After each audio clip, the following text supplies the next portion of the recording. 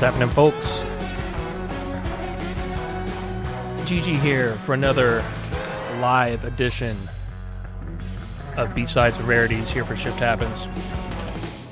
So tonight, what we're going to do, we're going to go for a couple hours here, and we've got D.E.E.T, as we've come to know over the last couple of weeks.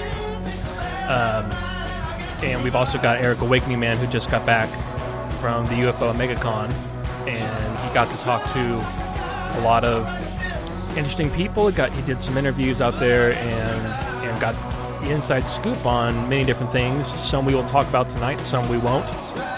And yeah, that's pretty much all there is to it. And if you guys have never listened to a live B-Sides and Rarities episode, very similar to our regular show, except no commercials, no rules, anything goes, and we'll do call-ins as well.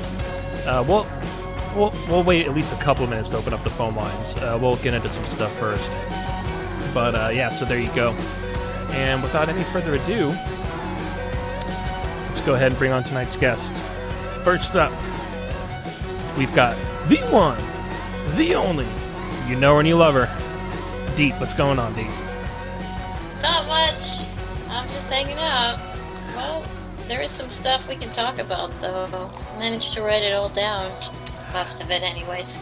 Absolutely. Well, it still looks like a mess, though. All right, good deal. Yeah, I've definitely got some, especially with your remote viewing prowess.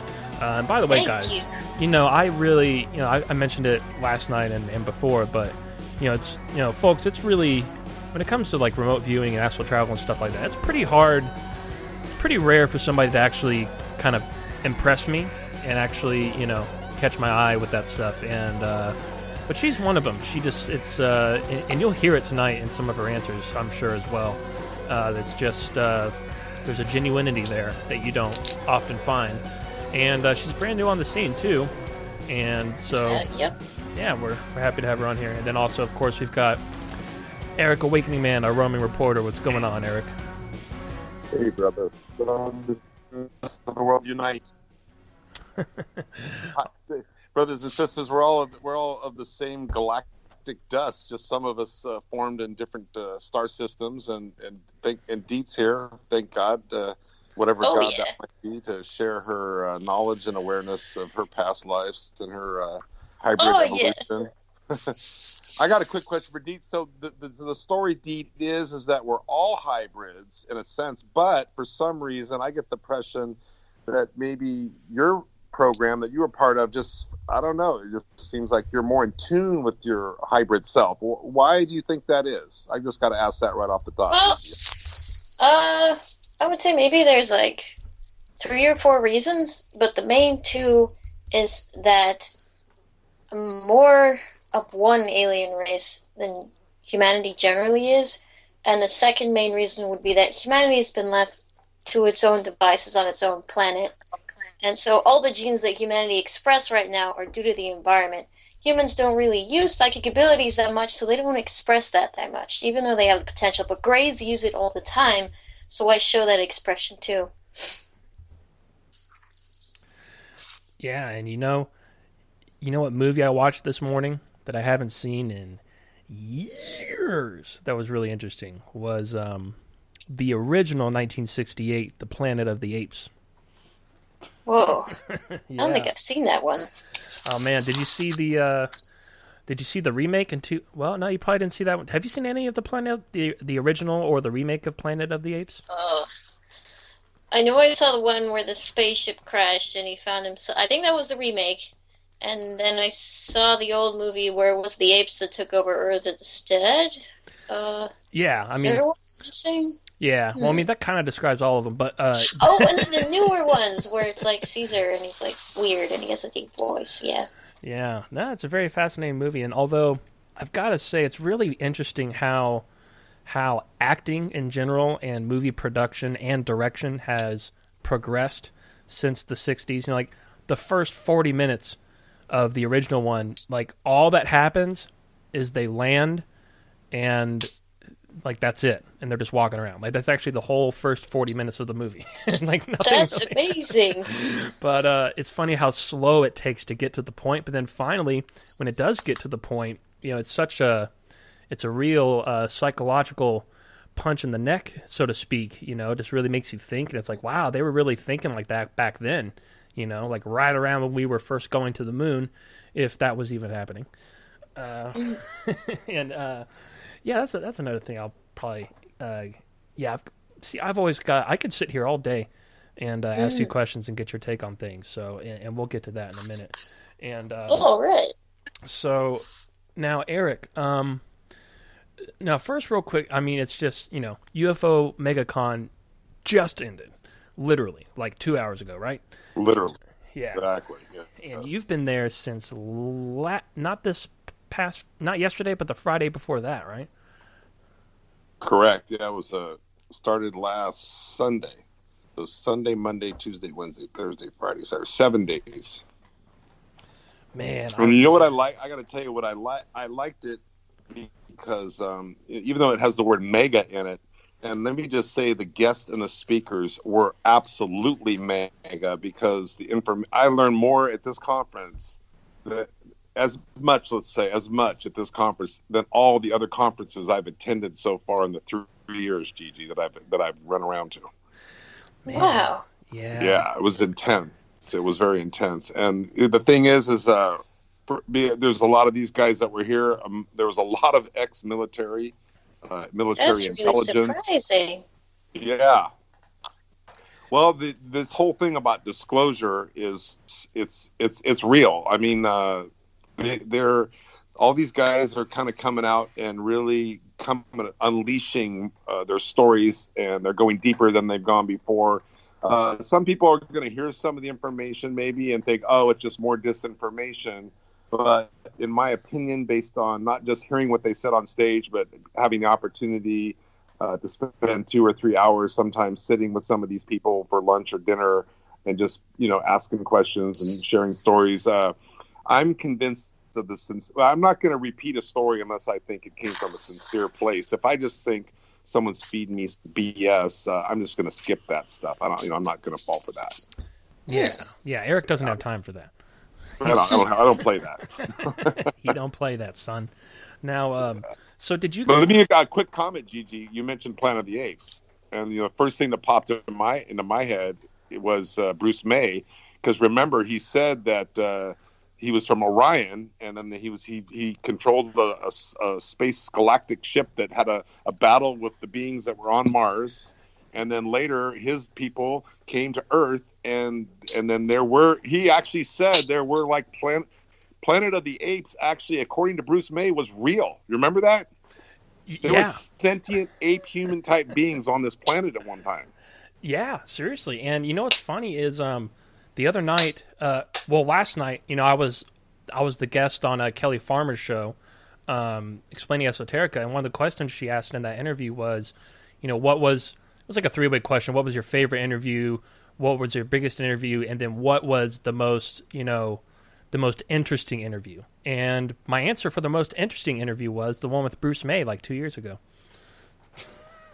Yeah. I would love to have D.E.E.T. at some point. Have the two of them, D.E.E.T. and Bruce May, on.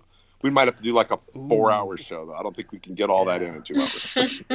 Now, that's a good idea right there, Erik. Yeah, because think what you will about Bruce May, but he's first of all, he's a really cool dude.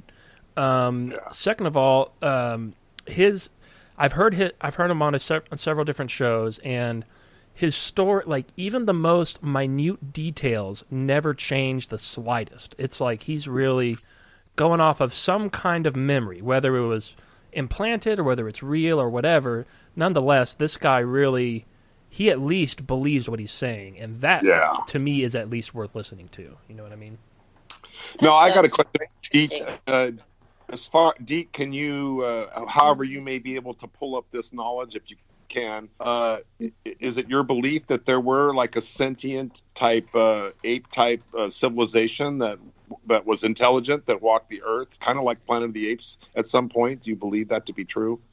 Let me look real quick. Yeah. From what I could see, they were. From what I could see, so maybe it wasn't everywhere on Earth, but from what I can see, they were tribal, the way Native Americans are now. But they certainly had a language and an art form. That's kind of surprising. Do you know, is it possible that, for example, the Sasquatch or the Bigfoot, did they have any kind of lineage or connection to these ancient sentient ape-type beings, or would the Sasquatch be a completely separate race? If you can look at that, I'd be curious. Well, from what I can see, the Sasquatch or a Bigfoot comes from a different place. And this is where it gets into like how closely related are most races in the universe. Because in a way, most people assume that every race starts out differently on their own planet, and that's true. But races that share similar animalistic traits will show up as being related even when they're not, and that's because of convergent evolution. They'll just have very similar genes and good compatibility. So from what I see of the Sasquatch and these, I guess, more sentient apes, it looks like there was very, very slight intermingling, but the Sasquatches came more later. And they have the relativity of being both mammalian and ape-like, but not much more than that. So do you think, because a lot of people tend to, well, I mean, there's a lot of theories when it comes to Bigfoot and whatnot, but one theory is that they're interdimensional. Does that resonate with you at all, that idea? The Bigfoot? Yeah. Yeah. Okay. Yeah, it looks like they have this strange disposition to traverse dimensions easily. Interesting. And I wonder if because they don't seem, they seem kind of, at least in the descriptions, they seem kind of barbaric, it basically, most descriptions kind of sound like a big ape, like stomping around through the forest, ooga booga, but yet they're interdimensional. So do you think, if you had to guess, or if you can see, do you think that they pop in and out dimensionally intentionally, or is it just like a... Oh, it's always intentionally. That much I can see. It's like how we can tell vaguely where north is on the planet. They have like a dimensional compass, so they can tell where their dimension is and other dimensions near it. So whenever they're passing through, they always know where they're going and intend to go that way. That's what I can see. Like, because, folds between dimensions, like to pass through them, they're not exactly hard to find, but they're hard to slip through. So in the Sasquatch's case, it looks like they routinely make those folds, rather than like slipping through by accident or not realizing that they ended up somewhere else. And also they are about as intelligent as humans, I would say. In some ways a little more, in some ways a little less. Yeah, I think that's one thing that's often very underestimated, not just about Sasquatch or Bigfoot, but with any animal, like dolphins, for example. Like, just because they can't type on a keyboard and can't pronounce, can't pronounce vowels, doesn't mean that. In fact, a lot of scientists would suggest that their brain capacity is much higher than ours, and that their language is so sophisticated that that's why we can't really understand what they're saying to each other. Yeah, the thing, and I can understand why this assumption is made, but the thing about the way animals communicate, that most of humanity's researchers don't realize, is that all animals develop some kind of language in the way that we would understand it. It doesn't have words that go along with it, like that we can write down, but it's a language. It's a verbal language. I would say it's different from humanity's in the sense that it probably resembles more like a pictographic language than a verbal language, but it's still there. And in the dolphins' case, I find them to be particularly fascinating because they're animals that have actually developed psychic ability to the point where their brain is physically grown to accommodate it better, more so than humans have. So I wish more people would point that out, because that's like physical proof right there. Yeah, and Let me throw in a quick question, PG. Dee, I'm assuming you've I don't know if in person or on pictures you've seen the petroglyphs that the ancients drew on the cave walls, and also on many rocks that you can find in Arizona, all over New Mexico, right? Even here in Laughlin, Nevada. Have you seen those? Oh yeah, I've seen the pictures. Are you able to look at those and possibly interpret or get a hit on what it is exactly those meant? Because when I look at those things, I can see obviously that whatever it is that's drawn on there, they're not human, but can you give us any feedback on what you think the communication is in those petroglyphs? Well, I've seen a lot of different petroglyphs, so without having an example, it's going to be hard to tell what exactly, but I can go back to the ones I've seen before. And the thing about the petroglyphs, I mean, I guess some people have figured it out, but the petroglyphs are kind of like, I guess we don't exactly have a word for it. It's not exactly like a state council board, but it has almost the same significance.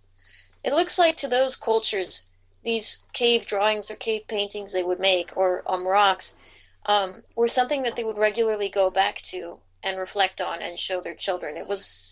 I guess it was a very important text to them, so they were around it, and it was a big part of their life. And as for what different things can mean, when they would write on the petroglyphs would have to do with not exactly important things, but more like big concepts. Because these societies are able to communicate, the human societies are able to communicate most things well, like a snake is dangerous or how to make a fire. But what they really want preserved are these big ideas.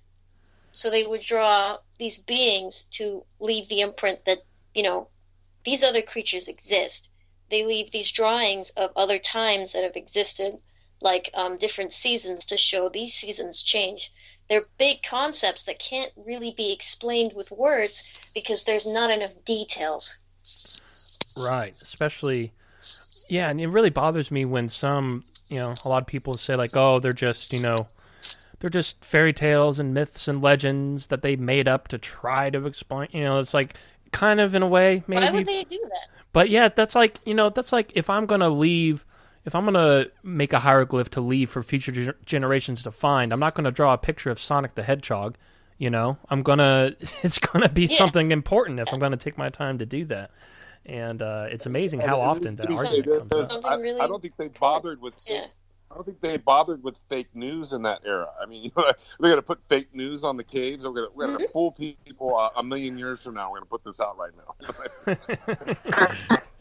Yeah, seriously. Yeah, it's crazy how much that argument actually does come up even to this day. Like, they're just making shit up. Like, I don't think so, man. I don't think so. Oh, yeah. Oh gosh! So, bunch of angry people standing near a rock shouting fake news at each other. Yeah. So I've got one for you, Dee. So, and I'll give you a little context on this so that hopefully it'll help you get a better vision of it. So there's a discovery made, that was made that Michael Cremo, who's probably a little bit before your time. Well, he's still around, but he came out with this book called Forbidden Archaeology. Just a 1,000-page long book of example after example of archaeological finds that totally throw off the timeline of human history that we're taught in school by hundreds of thousands of years, and in some cases, tens of millions of years. And one of these examples is somewhere in New Mexico, underneath a layer of undisturbed molten rock. Underneath this layer that was 250,000 years old, they found, and this is North America, mind you, they found ancient India trinkets and these little bells that are very common in India and are pretty sacred little trinkets as far as I understand. And then the other, so first of all, out of place, like humans were barely even supposed to be alive by then, even if they were, according to mainstream. And then second of all, the India's ancient texts, the the Puranas specifically, the history section of the Vedas, they talk about specifically. They describe how they had outposts all around the world, and they pretty clearly describe North America, and they specifically say they were there around 200,000 years ago, which is pretty close. 250,000 years ago, 200,000 years ago. So what do you can you look back? Can you see if Indians were there? Time. Let me see. Well, the world was very different then. That's what I see. I see a completely different kind of vegetation engulfing most of the earth. And India isn't as populated as it is now. Yeah, although it's still got a very complex structure, like a social structure, I guess kingdoms. Yeah, and do they? Wow. And how are they getting around? It exactly? looks like it.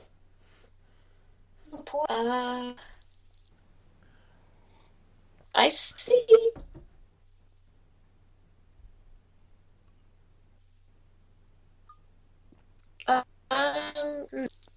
I see, like, almost to the level we have now, at least with, like, ships and understanding of ships and location.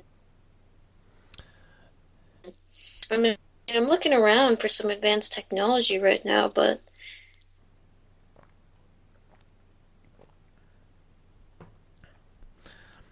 yeah, they definitely seem to have, and there's, another thing about it is, these ancient maps that go back, the older and older these maps go back, 1,000 years ago, 2,000 years ago, the more accurate they were. Like, we didn't discover Antarctica, until like the 1800s, and we didn't even know the landscape until Russia went over it with that radar scan or whatever to actually see what was underneath the ice.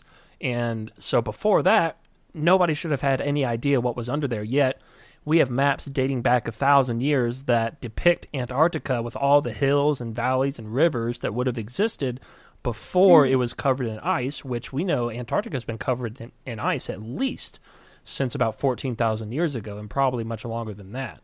So they seem to have some way of navigating. First of all, they understand latitude and longitude, which requires a deep understanding of trigonometry, which obviously wasn't supposed to be going on back then.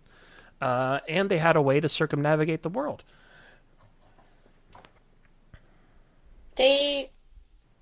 Is it really compasses? Give me a second. I need to look again. Yeah, take your time. It looks like they had Answers this. I have a question after this. They're not All compasses like we have now. right. Oh, it looks like they're like when we have a compass, it's flat on the compass face, right? So it spins in a circle. It looks like they had compasses that were suspended in 360 degrees. Interesting. Yeah, I've never quite heard that. I don't think I've ever quite heard that. That's interesting. See, that's another one of those answers. That's what I'm talking about, folks. Like, there you go. That's just one of those. This compass would show them where they were on the magnetic field, but it would also show them where they were with gravity and in position to the stars. It's a really interesting compass. See, that's what I'm talking about. Even the best bullshitter wouldn't come up with that answer, son. That's what I mean right there. Okay. So now, oh yeah, and Eric, yeah, definitely feel you're basically the co-host tonight. I just so figured there's probably people listening, I'm going to guess, and that aren't, maybe if they're not listening now, they're going to listen. Let's do just a little brief background on D.E.E.T. so people don't think she's just doing these psychic readings, because that's not what's happening, really. And so, D.E.E.T., so, okay. So you are you're connected to a certain, you use the term gray family, that, and I know we asked you this in another show. A gray presence around the earth. Well, I mean, was the gray presence here when? In other words, like, we're talking ancient history so far in this show. Were they around then, or have they come more recently? And how long do you think the hybridization program's been going on? Because I look at you and I would not be able to tell. You know what I'm I saying, know, from a physical right? perspective. Now, the specific grays that I'm related to, because there are many that look gray, so there can be confusion, but my specific group came recently. I would say within the last 70 or 80 years. And, us as hybrids, all the research that they've done up till now is the result of how long they've been here. Because actually there's older hybrids that I've met on the ships that have very clear physical deformities because they were still prototyping how exactly to measure DNA together well. And one of the techniques they found for that was to basically share tissue samples across grays, because in every single gray there was a probability of a different kind of cell going wrong. So by sharing the gene pool, more grays come out more fully formed and complete. Hey, real quick, let me interrupt. This group that I don't know if groups. What would be the word? This family, these folks. I guess you can. They must have a lot of human type qualities. I don't even know if they have human type DNA. In other words, to mix and match and have it come out like you, for example, in only 78 or years. Do they have a head start on this? Hybridization. Well, they had some gene editing technology before they came to Earth, so they have some expertise. But the thing is that when we get down to the base races that they evolved from, like the animals that they came from simian-like ancestors, similar to humans. They're just farther along in a divergent evolution away from that.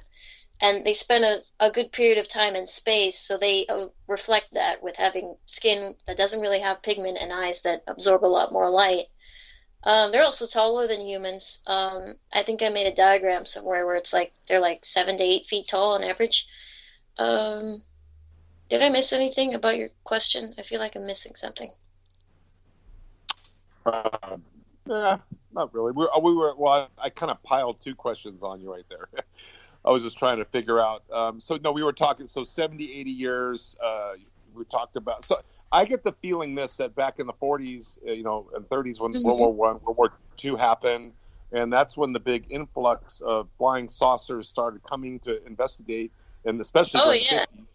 I would think that your people, I'll just say, probably that's when they started coming, realizing that, hey, these Earth humans are kind of going nuts here. Whatever the hell they're doing, that's not going to work for us or the planet or the stars. So they said we better get to work on implementing some intelligence into this race, because you're a highly intelligent being, and we need more people. I'm thinking, is that their strategy? Am I way off? I can tell you what was the mindset, because what happened is that the first couple atomic bombs went off. And, it started to ripple through space-time. So a lot of races came over. We're like, oh, what is this signal? It looks like intelligent life. And they come and they see humanity embroiled in the middle of this world war. And I tell you, the first aliens that came and saw humanity and what they were doing, they literally, freaked out. They're like, oh, my God, we just found this race. And they're going to destroy themselves right in front of us. I'm pretty sure one of the reasons that you hear a lot of stories about these ships flying around and messing with human tech, especially in the military, is because they were freaking out. They were like, we've got to stop this somehow, because they're literally about to go back into out of existence. And the Greys came, and the Greys were kind of relieved. They were confused but relieved, because it was like, from their perspective, they can't go on a planet that already has some kind of sentient life, because that would be invading. That's one of the rules of the Galactic Federation. The only kind of planet they can go on is one that already has a race that's aware of the intergalactic state of things, that accepts them. And most races wouldn't. So from their perspective, they come to this planet and they're like, oh my God, this planet is great, beautiful. These human beings might be compatible, and they're kind of dumb enough that maybe we can convince them. Right. That was their whole idea. And one thing I want to point out before we move any further is, and correct me if I'm wrong, D.E.E.T, but see, here's the thing with D.E.E.T is, she's brand new on this scene. She hasn't, she hasn't been listening to all these shows that we've been listening to for years. She hasn't, it's to make an analogy. Hopefully, it's not a crude analogy, but you hear of those kids that are born like there was that one example of this kid when as soon as he learned how to talk, he was like 4, 5 years old. He starts describing how he died in his previous life. He describes this very specific plane crash where they got shot down and blah, blah, blah. And it turns out, his grandfather, like he described the death of his grandfather and, naming the name of the jet and all this stuff. And they've been studying this kid his whole life, and they can't, he just simply has past memories. And that's kind of like when we're asking these questions with Dee, it's kind of the same thing. It's like for her to have such in the ballpark answers for someone that has not researched this stuff, that's very new to all of this. That's what's really fascinating to me. And is that accurate to say, Dee? Yeah. Yeah. It is. The base of my knowledge comes from what I remember in my past life and before I reincarnated, what the Greys have told me, and what I've heard from the other ETs around Earth. So I'm kind of coming from an outsider perspective in a way, technically. Exactly, yeah. Okay, real quick, she mentioned Galactic Federation, which we've heard, most of us have heard that term. Can you share who in your particular family group, who's in their Galactic Federation, as far as you know? Well, the Galactic Federation specifically refers to races that have reached a certain technological and psychological advancement to begin protecting other planets. So the Greys, in being a smaller race that's, currently like refugeeing away from their planet, they don't fall into that.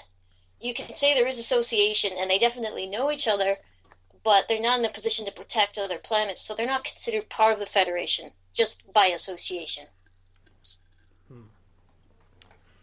And so... Okay, so what race... Well, I guess I should have said more. What races are? For example, we hear about the Palladians, Arcturians. Oh, yeah. I mean, to be honest... who do you know, or who do you believe are the good guys, so to speak? Oh, well, I've met some Pleiadians in the astral realm, and I can tell you that they're really good. I've seen the Arcturian frequency before, and that's also like pure good. You can't mistake in that stuff. I've seen some blue avians, although they're from an alternate dimension, and I've met some. What was it? I met a mantis being a long time ago, and that was a really nice frequency. So I know that there are some mantis beings that are really good. I'm going to have to apologize, though, because this federation is enormous. They use the term galactic for here, but I'm guessing that's to simplify things for humans, because they really just span everywhere. Like, you asked me to list a few, but the thing is that there's so many different faces in the federation that trying to list them would kind of go on all day. Like, they come in all sizes, shapes, colors, densities, and mental frequencies, although they're all aligned in some form of goodwill. I'd say the most recognizable thing about the Federation is that once a race joins the Federation, all of the beings of that race that go forward as the Federation's representatives, they always have a very distinctive aura, because it's a certain frequency that they pass between everyone in the Federation. It's like their signature. And once you meet one from the Federation, you'll be able to tell whenever another being is directly related to it, because they'll have a very similar signature. Who's not part of the Federation? I mean, can you distinctly say these particular races are probably here on Earth, whether they were here before humans or not, or they live in the ground, or that are possibly infiltrating our society in a negative way? Yeah, I've seen so far that there's like, it's one main race with some other race components that's been here on Earth, sort of like misaligning humanity for at least 1,000 years now in some way, shape, or form. From what I can tell, it looks like they also kind of found humanity by accident, but because the Federation's reach is limited, no one was here to stop them because no one knew what was going on. And the thing is that even though races tend to look very differently, there's a lot of convergent evolution as you get to be an advanced being. So I could say, there are reptilians that, work negatively within human society, and that's true, but there's also reptilians that work in the Federation, and they can come from completely different planets and yet look very similar. And that's why I hesitate to describe them, because unfortunately, knowing what they look like won't actually do that much. It's frequency that you have to pay attention to, and I feel kind of bad because most humans, they can discern frequency, but they don't really know how to do that consciously well. Right. Like you could say there are grays within humanity that are doing bad things and they're causing messes and they've misaligned humanity. But saying that they're grays is kind of like saying that they're oranges and potatoes. It doesn't really convey anything for what the situation is. Yeah, and so I wonder, because it seems like, from all these from the Galactic Federation or whatever you want to call it, why is humanity the center of attention, it seems like? Or is that just how it looks from our perspective? It's both, really. Like, it looks like we're the center of attention because we don't see other planets, but at the same time, humanity is also getting more attention than other planets. And it's because when humanity was found, humanity almost destroyed itself. Like right now, all the races that are in the presence of Earth are just like, this race is so volatile. Like, yeah, it's amazing, it's really smart, but it's so volatile. Yeah, and that's partially why we get so many races here now in such numbers, really. Because usually you would get like anywhere from 2 beings from a planet to like 6, and that's like the group they come to literally investigate the whole world. But we get a lot more here on Earth. We get like 12 or even 100 or sometimes 500 people, and it's just because the Federation feels the need to bring as many hands on deck as possible to control as many factors as possible because of how volatile humanity is. So many of the starseeds and the hybrids like myself, like the Federation has layers of plans in place depending on what future happens in which we would play a different part. Right. Let me ask you a quick question. Is there a difference between a starseed and a hybrid? Well, see, that's a very good question, because starseed, generally refers to just a human being with alien memories or, otherworldly memories. But the thing about starseeds is that once you're a being and you live as that being for a long time and you really like that experience, when your soul reincarnates, if you try to manifest that experience again, you'll start manifesting some of the genes of the previous organism you were. So some starseeds do manifest some, technically E.T. DNA, and they do that just as a way for them to awaken their human body more to the situation, because human bodies are, in a way, very unsensitive to the environment just because of the environmental factors. That is, humans not really practicing psychic powers very much. But hybrid would always refer to a human, a part human, part alien body, and yeah. So, and I won't say that all hybrids are starseeds. Physical body, or just do you notice anything that just really jumps out that about yourself that you kind of want to keep private, that would kind of tip somebody off? You know what I'm saying? I don't know. I'm not trying to be polite about this. You're not, or you are? I am trying to be polite. I'm trying to be polite. Yeah, I thought he said he's not too. I think it's good that humanity knows, because the scariest thing that I can see a human going through is, being put in a room of people and being told something like, oh, one of the people in that room is a murderer, or oh, one of the people in that room is an alien, and the human not being able to tell who it is in the first like 10 or 15 seconds. That's very, at least from my perspective, that seems very terrifying for a human being to know that something is different and they can't tell what it is. So I would say, and this isn't going to be exactly true, but it's going to be generally true for most hybrids, we generally have passive telepathy, and we can't really stop that. So if you know how to be psychically loud, or if you know how to make a psychic commotion, that's one way you're going to tell, because we'll always react to some kind of psychic event going on nearby. We're going to be more sensitive to frequencies, but most humans don't know how to change their frequency in such a surprising way that anything would react around them because of that. Another thing about hybrids is that, and this is more of a psychological trait, I guess, but I would say nearly all hybrids will have, in a way, a smaller split personality. And it's not a split personality like in the negative sense, where you wouldn't describe in psychology, but it's more like their personality with memories, different memories. And they have these personalities because they all interact with their ET counterparts in ships and in different settings, but in order to live a human life and appear human, their ETs will try to make them forget in some way or form. So what happens is a kind of divergence in their persona. And if you're able to look into their mind, you will see that there's another personality in there, technically.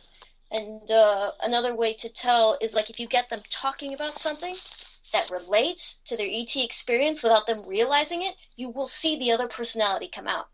It's not like they'll forget what they're talking about, but they'll come into that persona without realizing. And that's why hybrids avoid talking about the ET and UFO subject, because they're kind of aware of that. So most hybrids that you meet, you'll be like, oh, do you believe in UFOs? Most of them will be like, no, that's not real. Interesting. Yeah, like, cause I was, like we were talking, I think it was last night during the after party. I think I brought up one of the times you talked, I brought up, how there seems to be this universal law of when it comes to like not hybrids, but actually, original race, other species, that there seems to be this universal law of they can like observe, but they can only directly interfere under strict circumstances. Do those laws apply to hybrids to any extent at all, or to like half an extent of that, or not Yes. at all? There's a specific structure in place for hybrids, and the way that the structures goes is that the interaction between hybrids and the alien race they're related to is purely dictated based on what the other related race has allowed the ET race to do. So in the sense that, like, if an avian race came to a simian planet and started making avian-simian hybrids, the Federation would come and be like, we'll go to the avian race and be like, you can't interact with those hybrids anymore, leave them on the planet.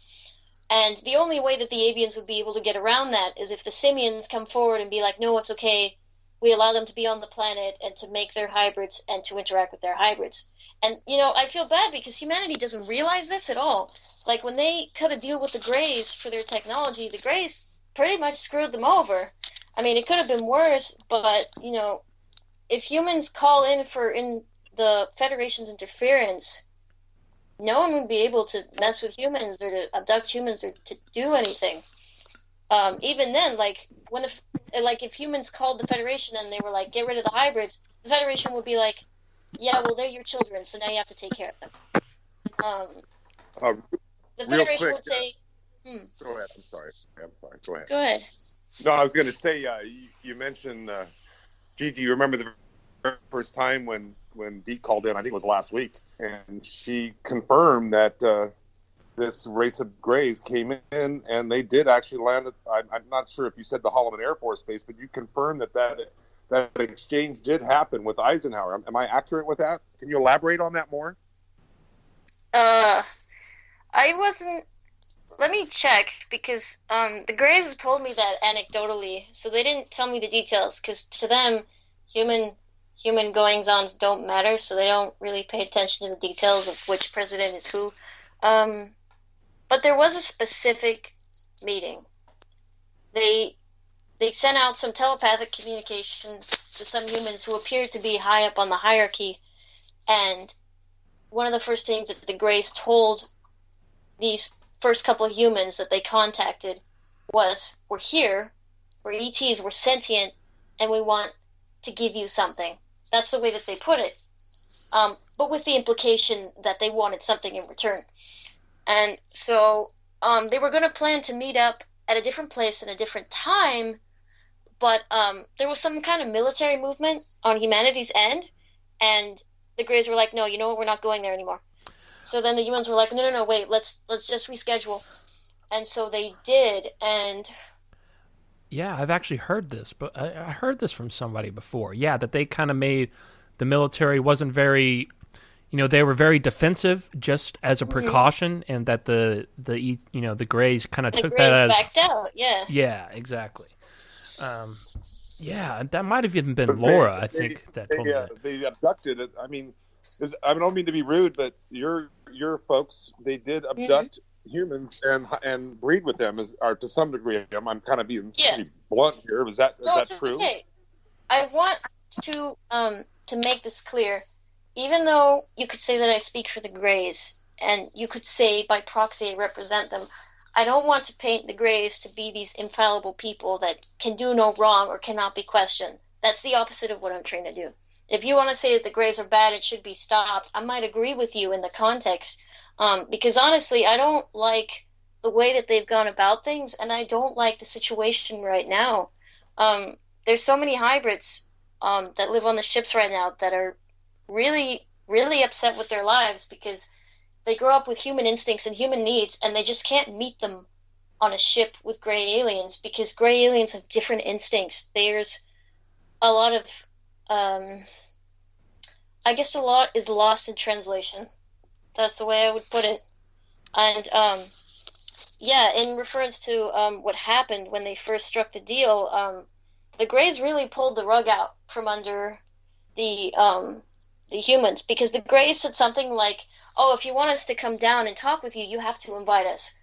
But what the humans didn't realize is that by saying literally, we invite you to the planet, they were following the Galactic Federation's rules to allow interference of another race on their planet. Oh, that's exactly what I was going to ask. Yeah, I was going to ask if there was some kind of... They kind of tricked us, in other words. They did. Yeah. And it honestly bothers me a lot, because a lot could have been different if that didn't happen. But unfortunately, there weren't as many technically agents or forward operating agents of the Federation on Earth at the time, because if they had seen that happening, they would have sent their own agents to humanity to call off the meeting right away. But they didn't catch on in time. And the Greys did that on purpose. Yeah, and because isn't there, I've heard that there's, like this sort of policy, I guess you could say, that at least with certain races that agree to these policies, that once a civilization starts reaching out into space and starts seeking contact, and if they receive contact from one of these civilizations, that certain races want to get there first before any non-compliant races like the Draco or whatever get there first, something like that. Is that accurate to say? That's very accurate, because the first 2.5 races that an emerging race meets hugely dictate how they interact with the rest of the galaxy. This is kind of like an unspoken rule, because there's a lot of planets that could be hubs that could be communicating openly with the galaxy, and they just don't, because the first couple of ETs that reached their planet interacted were horrible. So they honestly don't trust other planets anymore.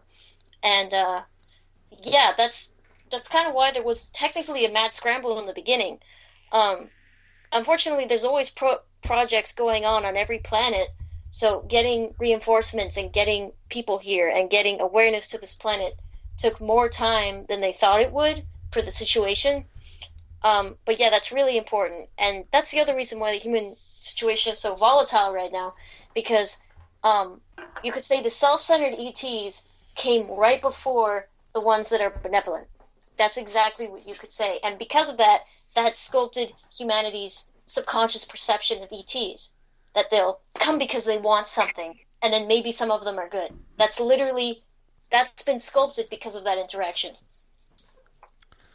Right. And so now, one thing I want to bring up is, like Eric, you mentioned that Richard Doty gave a talk at the UFO MegaCon, which, Yes. and I think like we're gonna, like we might even talk about tonight, but I think like you said, like people are going to start seeing is, just by bringing up the name Richard Doty, sometimes a lot of people automatically start swinging at you, like, oh, how dare you give him any credibility? But really, when you think about it, this guy has no reason to come forward today other than to clear up the record. He's not making any. He probably paid to speak at that conference. You know what I mean? He's already set. Well, he's had his career. I'm glad you brought this up because it's kind of very similar. It parallels a little bit the Bob Lazar situation where, Jeremy Corbell, who was there today with George Knapp, tremendous information coming from those two guys. Bob Lazar, they're talking. And if you look at Bob Lazar, he had this experience in right around 90-ish. And, here we are, 30 years later, just about. And then you take Richard Doty. He had this experience with Paul Benowitz in 1980 around there. And so, and then you fast forward to where we are now, 40 years later. These guys are, they're in their 70s, 80s, a lot of these guys. They see what's happening. They're not stupid. They're highly educated and very intelligent people. Gigi, I'm sure a D.E.E.T too. I'm sure if she could probably energetically pick up on these people. If she was around them, she would probably know instantly who's full of shit and who's not. Am I right, Dee? Are you good at that, by the way? I wouldn't say I'm the best, but it's true. Yeah. But Doty, he confirmed. He said in 1980, the U.S. government, for fact, knew that there were at least 8 different races on this planet. That's in the document compartment somewhere buried deep state Washington. We'll never see those documents, but he saw those documents, and he was willing to say it live on stage today that the government knew in 1980 of 8 races that were here visiting this planet. Yeah, and think about the level, because all the work he did as a disinformation agent back in the day. Just think about the credibility he has with Big Brother, so to speak. It's literally in his worst interest at this point in his life to come out with this kind of. He's not gaining anything good from it. He's only going to catch flack from the government, from the military-industrial complex. Yet I have a feeling he feels a little guilty about what he took part in back in the day, and he seems to genuinely be, trying to make up for it. Okay, let me interrupt you. Okay, yeah, go ahead. This is going to trip you out because I didn't even know this. That the negative information that was reported about Doty, all of it, and you're not going to believe me when I say this, all of it was bullshit. And here's why: is there was a guy, and it's a long story. I'm not going to tell it tonight, but there was a guy who designed a website. I don't know if it was in the late 80s or 90s or when it was, but it was a long time ago. And during the initial internet boom, and he claimed to be Richard Doty, put Richard Doty's pictures up there, and then released all this information, and a lot of it was BS, right? And Doty didn't know about it. He didn't even know somebody had basically fraudulently recreated his image and created this fraudulent website. So this information went out for 2 years.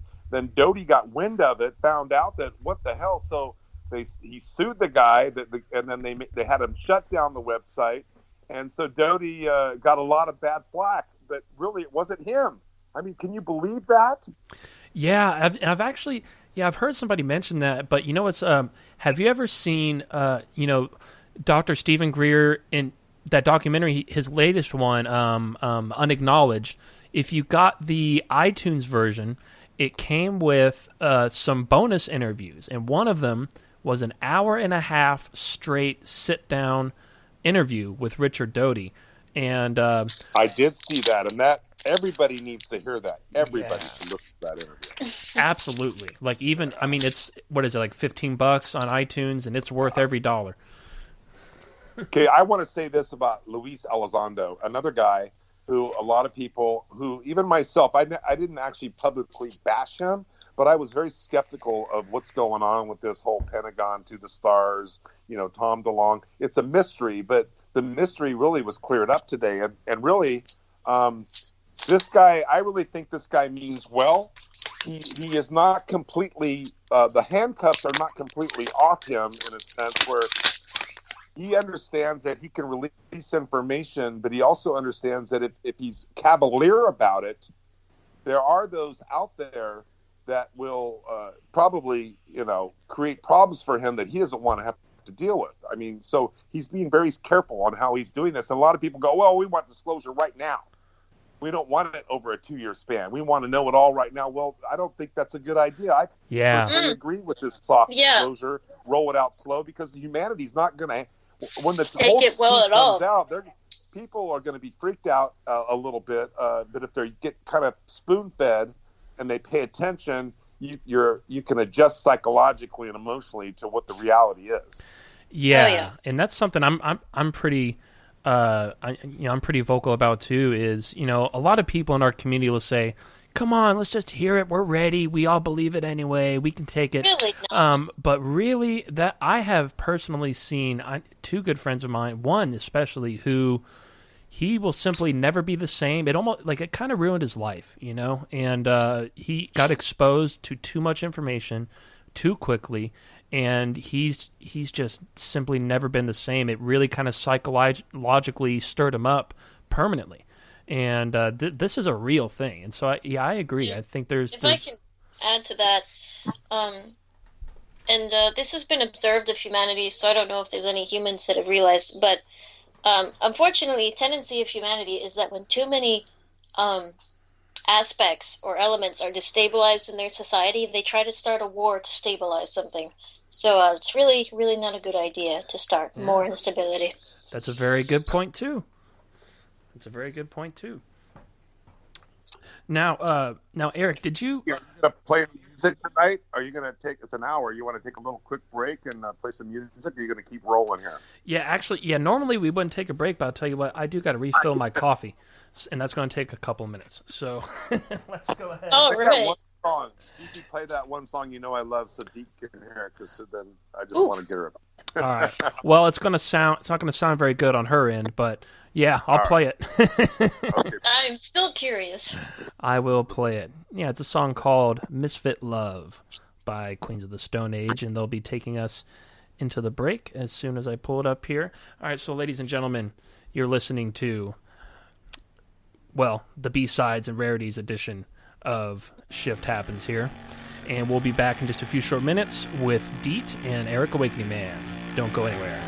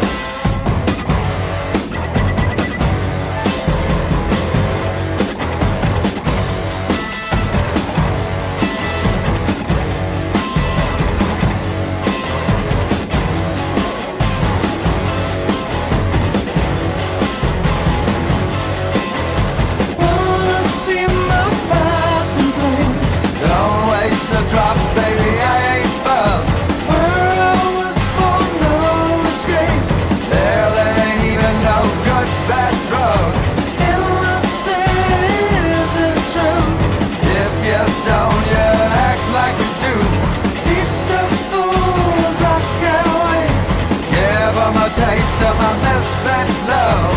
From the pain incarcerate, feel my heart break up. Ain't born to lose, baby, born to win. I'm so goddamn sick, baby, it's so sad.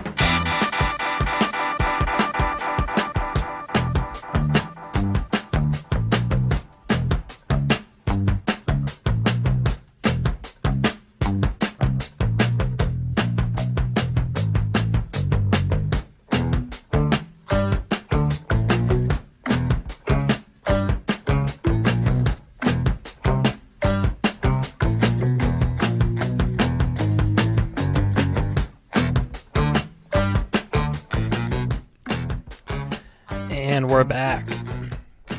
Yeah. Forgot about that song, didn't you?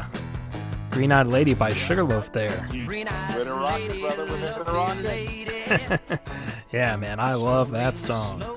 And Hey, I gotta tell you real quick. I had Tara Newberry tell me that if you've got green eyes, that you're certainly a hybrid. Would you agree with that? Most green-eyed people are hybrids at D.E.E.T. Well, I honestly, it's kind of a gray area. Because what's true, it's true. pun partially intended. Because yes, pun partially intended. Because green eyes, they are a mutation that specifically arises from hybridization. I mean, there's variations of the green eye, so I can't say they all are, but that's one way that the green eye shows up. However, it doesn't show up for all hybrids. And, the grays have such big eyes with such big pupils that you don't generally see their irises. So it's not the best indicator, but you're not completely wrong there. Dude, so okay. G, let me just throw in a few things, and then I'll shut up and let you have your show back. How's that? All right. Yeah, well, I just want to make one quick comment before it gets... Go ahead. Is Timothy Nava in the chat says that last song by Sugarloaf, that was his stepdad drumming on that. Sweet. How random is that? All right. And hey, what's up, IPD? That's pretty cool. And all right. So yeah, Eric, take it over. Okay. So, and this is just like an update report. I talked to several people that have been in the field for 30 to 50 years that have access to intelligence that I'll never have access to. But I trusted what they told me because I didn't sense any agenda for them to deceive me or to try to steer me wrong. But the overwhelming opinion based some on fact and some on just intuition and instinct, that Corey Good is getting multiple thumbs down. It could be that's the blue avians, like I even heard D.E.E.T mention. That could be that problem. I mean, if D.E.E.T says they're real, I'm going to go with that. But that does not necessarily mean that Corey Good had his experience with these blue avians, that his whole story is true. It's very likely that it's an embellishment. And a lot of people think that that's just not what he's delivering is not truth. I don't know. D, do you have any kind of energetic take on Corey Good? I'm curious. Yeah. What surprised me the first time that I saw him in a video was that he has this incredibly burdened energetic signature. Yes. That kind of feeling when someone walks out of a funeral. Yeah. I mean, let me tell you real quick. I think, Eric, you were there too. The very first appearance he ever made at a conference was at Conscious Life Expo a few years ago, several years ago. And you could tell, he had exactly what you described, that look on his face, that nervous. He looked like his cat just got run over by a car. Like it was not the kind of energy you'd expect for someone who's about to come out and quote, rock the boat, and I noticed that right away. Yeah. The other thing is that, what I see from his energy signature specifically and up till now is that, it looks like, and I can't say which information this falls under and which doesn't, but it looks like he uses information to get control in his life. That's how he's coping with life, is by controlling information around people to control them. I didn't expect to see that. Interesting. Yeah, and I remember. Well, that actually that fits perfectly from what I know. So whether Dee is just a brilliant researcher or she just came up with that, she nailed it. That's all I gotta say. Yeah. Exactly. Sorry, I don't have a bunch of computer monitors fact checking everything.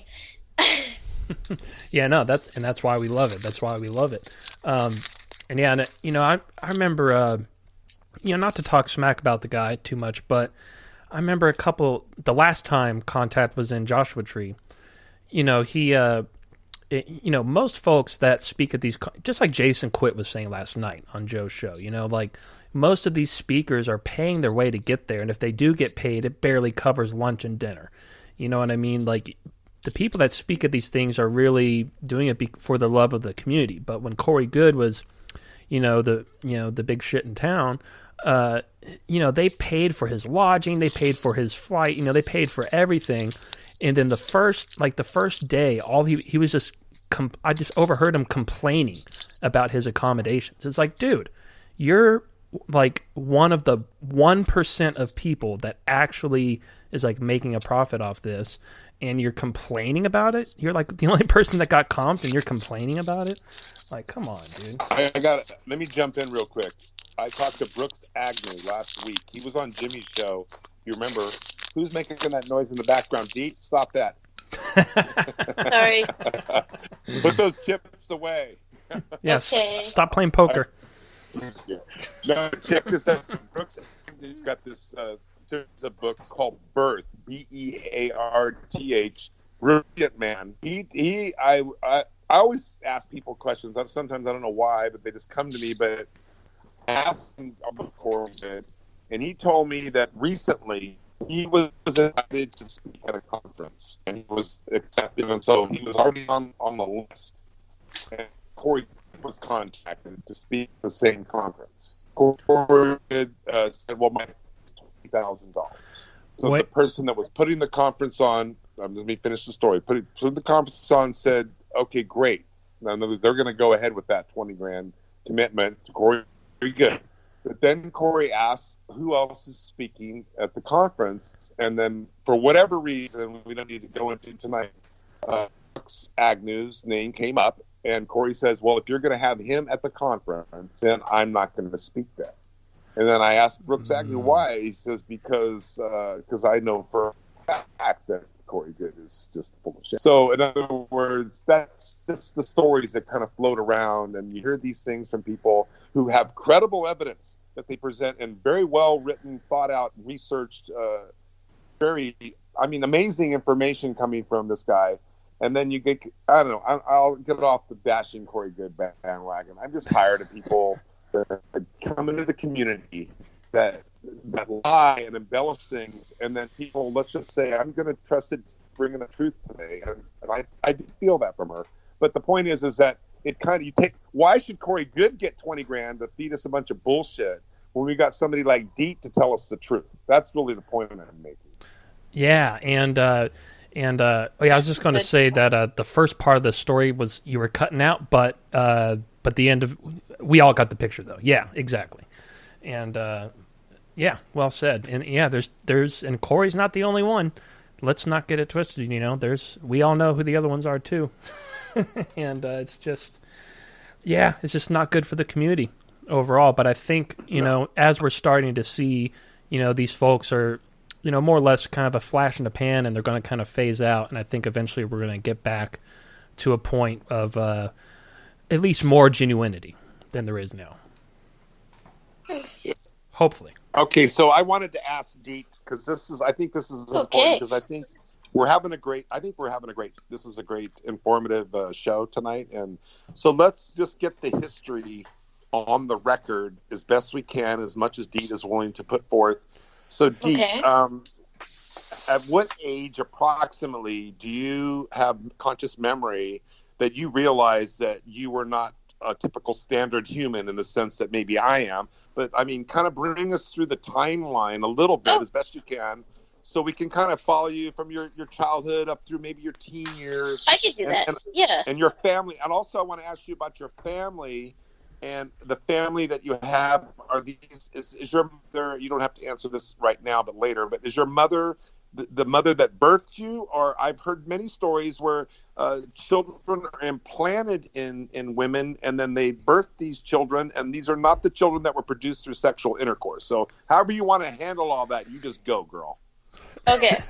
Well, I'll start at my awareness. And it's interesting that you asked this question, because this memory has been on my mind the last few days. It was around 5 or 6 I was, and there was this time where I was on the ship, and I was sitting with one of the Greys, and one of the Greys looked at me and was like, "You're really growing well for a hybrid." That's what they said in their mind. And I looked at them and I'm like, "But I'm not you." And the Grey was like, "What do you mean?" And I was saying this telepathically, because speaking is harder at that age than telepathy. It just, you can't say words yet very well. Because I looked at this Grey and their hand, and I put my hand next to it, and I'm like, "You're this, and I'm human. I look like this. I'm human." And the Grey was like, "You look kind of human, but you're not. You're a hybrid. You are both." And I was like, no. And I went over and I got another hybrid's attention, one that really looked hybrid, and I'm like, "That is part of you and part human. But and I made hand gestures. I'm like, "But we are not the same. We are different." And the hybrid was like, "No, you're a hybrid. You're just a hybrid." And it's because they have this cold logic, not like mean, but they have this strong logic that goes through their mind. So when you try to say something that's not true, they'll just keep saying no and repeating the truth. And it was a very profound memory for me, because that was at the point where I started to identify with humans. I was starting to make an identity, and I had started to see that, at least visibly, I had more in common with humans than the Greys, and I was trying to convey that, and the Grey was like, "It doesn't matter because you're still a hybrid." So that's when I first started to see the difference, because before that I was just like, wow, as a very small child, like around like 4 or 3 years old, I would think to myself, wow, there's so many different beings all living on the same planet, because I didn't realize that the Greys didn't live on the planet at all. I was like, oh yeah, they just hang out at the night for some reason. But after that point, I was like, there's a specific divide, and somehow I'm caught in the middle. And as I grew older, like when I started going to school, that was around the time that my memories started to be diverged from each other, the memories that I had at night and then the memories of everyday life as a human being. And so I would go to school, and the Greys would tell me when I heard something at school that wasn't true, that came from an adult, to either ignore it or pretend it's true. And I was really upset about that. I was like, no, I should tell them, because if you know better, then they should learn better. And the Greys were like, we have our logic, but the way that they put it was that their logic was true. Like, we have our actual knowledge, and then the humans have their human knowledge. And the Greys were like, don't try to take that human knowledge away from them, because they're not gonna want to let go of it. And for a long time, I was just like, that's not true. You can say what you want, but that's not true about humans.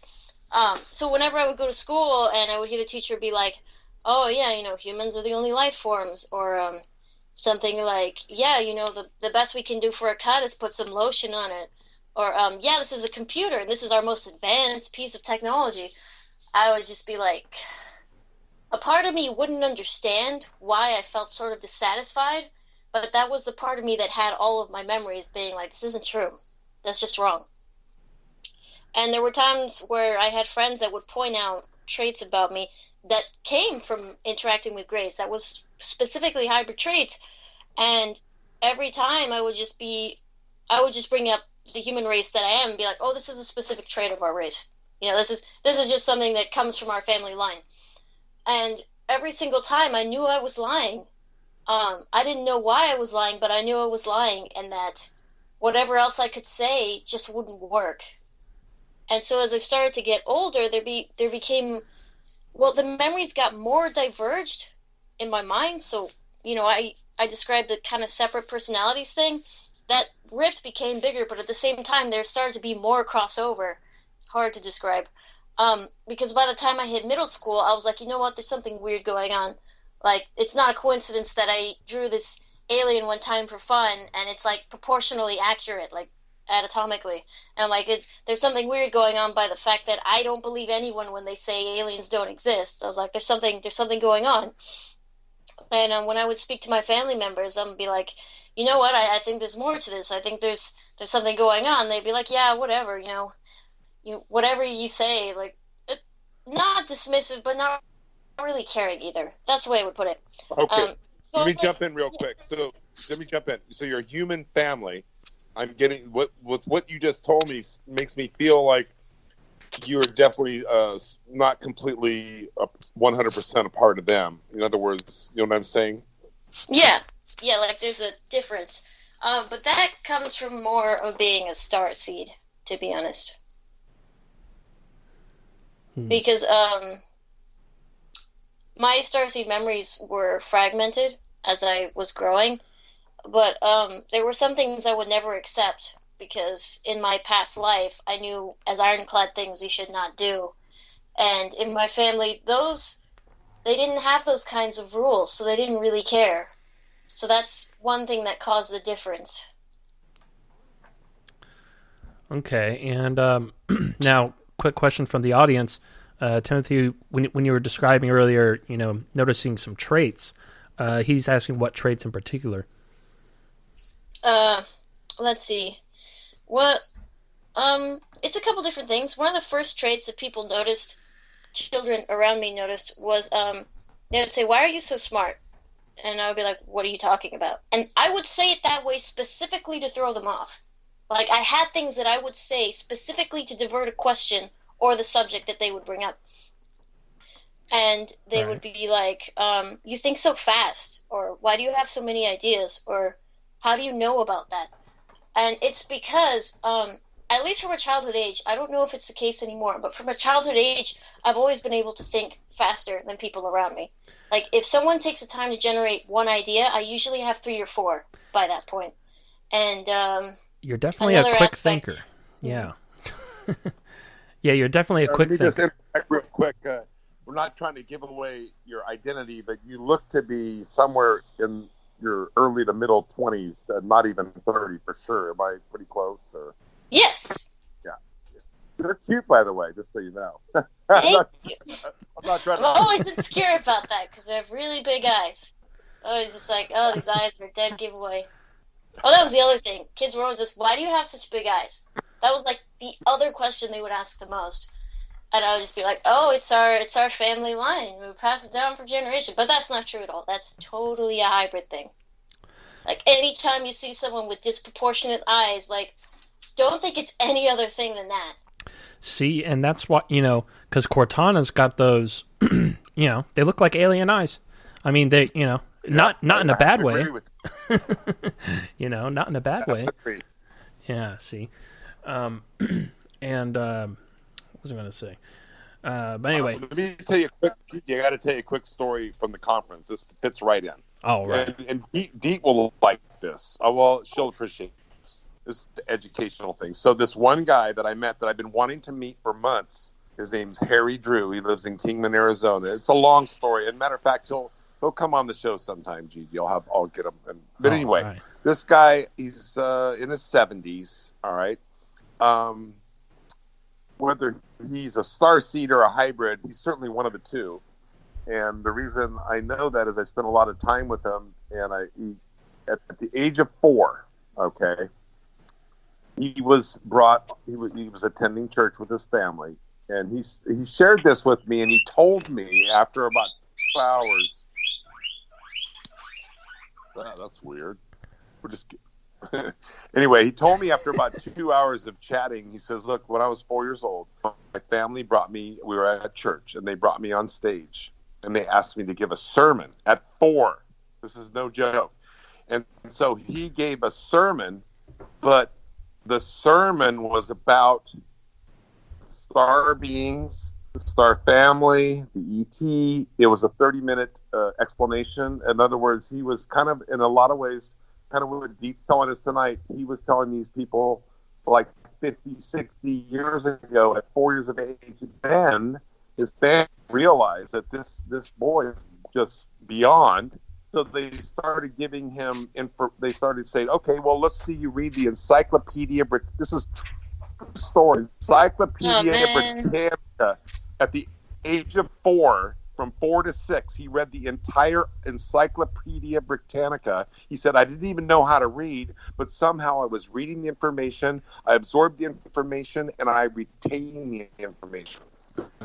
Did you ever experience anything like that, Dee, where you went through something like that? Oh, yeah.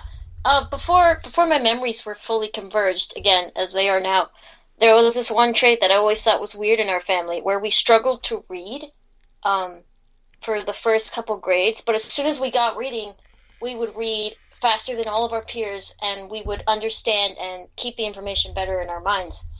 And that's probably because of the gray language, because before we go to school at age 6, we're acclimated to the gray language at a much earlier age. And so by the time English rolls around with words, it's like a foreign language to us, and it's harder to learn and to translate into the gray language, because we mostly think in the gray language.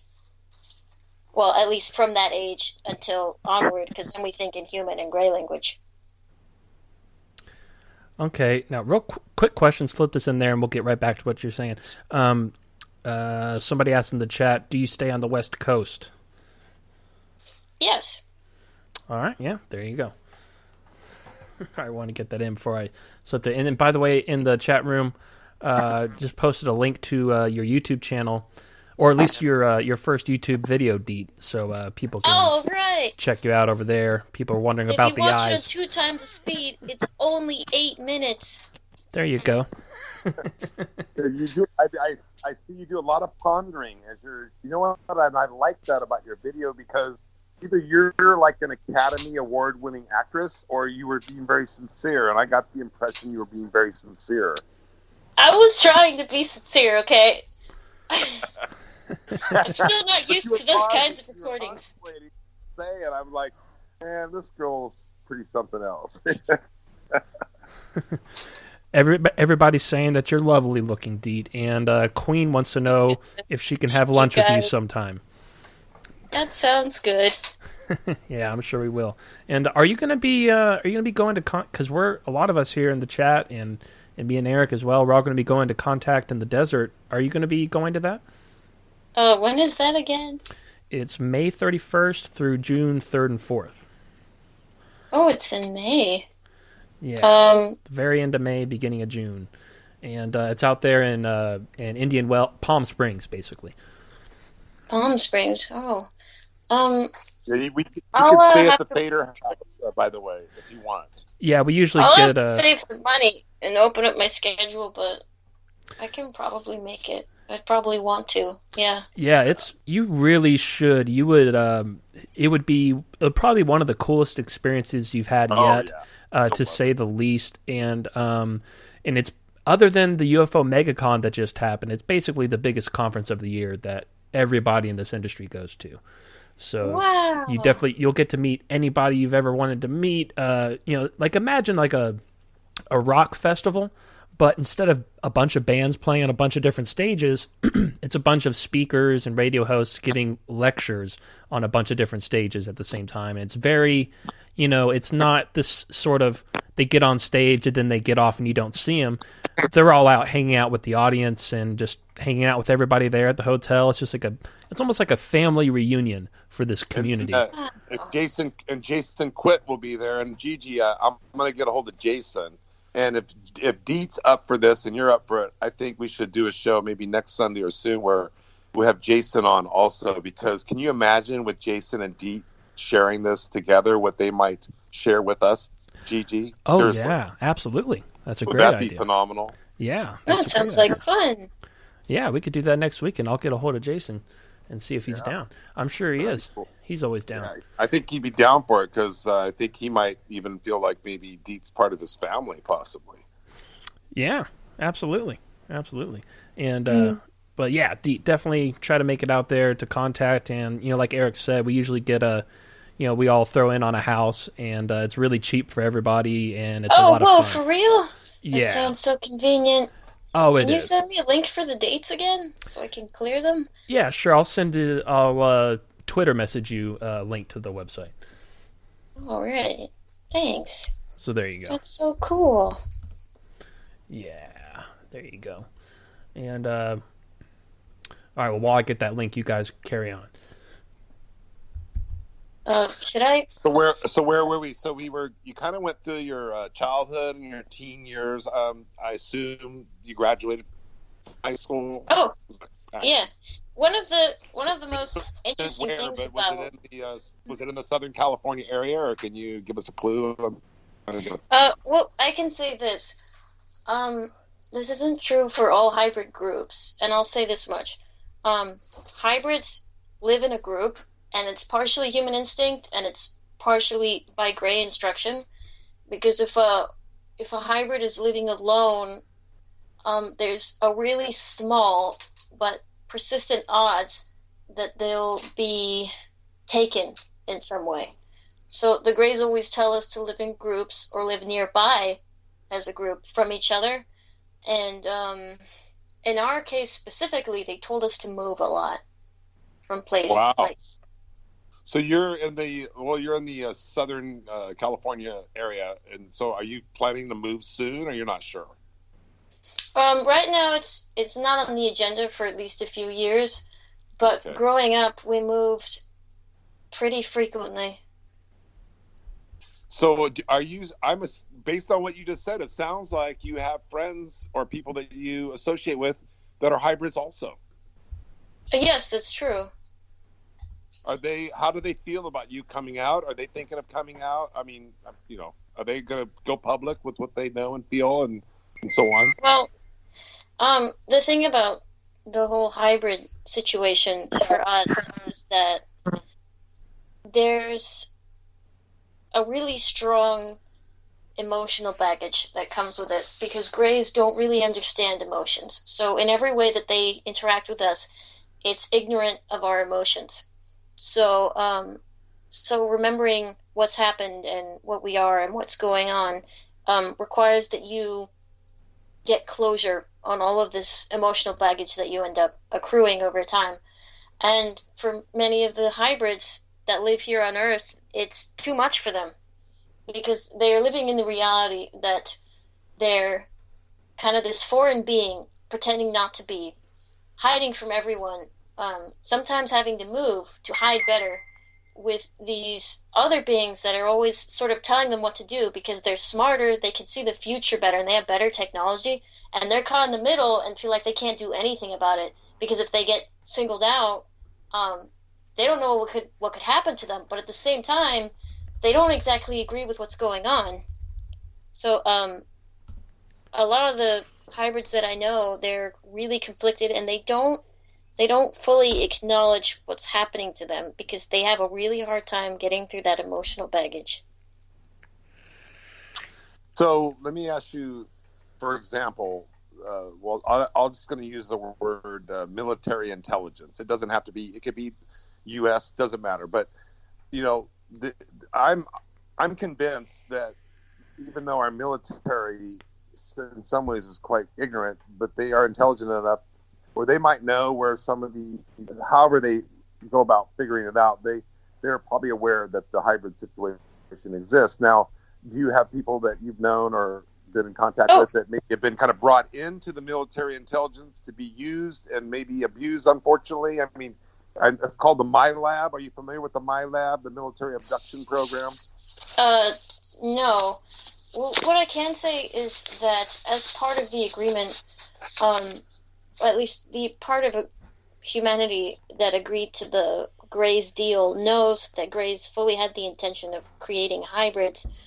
So they're aware that we exist, and the whole interaction between that is that the Greys basically say, we're going to do this thing over here, and you can watch, but if you try to interfere in some way that we can tell or that we can prove, we're going to reciprocate in kind, sort of thing.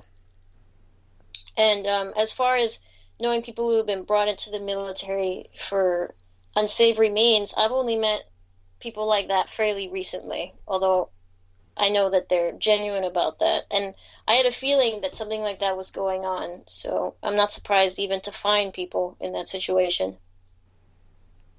Okay, let me say this, Gigi. This is important, actually. So there's a group of people that are involved with the Pentagon and people like Luis Elizondo and also this new show that's going to come out. I forget the name of it. It's next month on History Channel. And these people believe that there is a potential threat. And I'm not saying your people, but I'm just saying there is a threat. So in essence, they're probably concerned that their perception of humanity is changing. And if they want to hold on to our current human forms, that they want to maybe have battle and fight. They're willing to fight to maintain their human form because they don't want to transition into this hybrid program. I mean, what can you share with us about that? To be completely honest, I agree with them. Because if the Greys had come forward in a different way and been like, can we please have some of your genetics so we can at least replicate enough of ourselves to sustain our knowledge into the future, that would have been a very different situation. But what the Greys are doing is pretty indiscriminate of how human beings feel and how human beings would react, and even how human beings would cope with the aftermath. And I really don't agree with that. If the future ends up unfolding in a way where hybrids rise in the power structure and end up controlling what's going on, I would be very upset, because I think that's wrong. Even as being half alien, I don't want to see the sovereignty of human beings robbed from them. I think that's completely wrong, and I don't agree with that. And if you're wondering why I don't agree with that, it's because I also have a past life on a planet where we had sovereignty, and I don't want to see humanity robbed of something that they don't even realize they have, because it's really important. Yeah.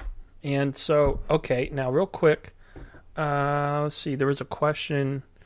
IPD wanted to know if you had any opinions. Well, he says, what's the deal with the last Mercury retrograde? Anyone notice? The Mercury retrograde. Well, from what I can tell, that refers specifically to certain frequency waves that engulf the planet periodically. And what I would say to that is that if you imagine that Earth is like a balloon floating in a body of water, right? You could say that the retrograde is when the Earth temporarily bobs under the water, and the reverse of that, which I don't remember what they call it, something like ascension waves, is when the Earth bobs more into the air for a second. Because there is this frequency transition for the planet right now, where the planet is transitioning to a different resting frequency, and it's affecting humanity's awareness of reality.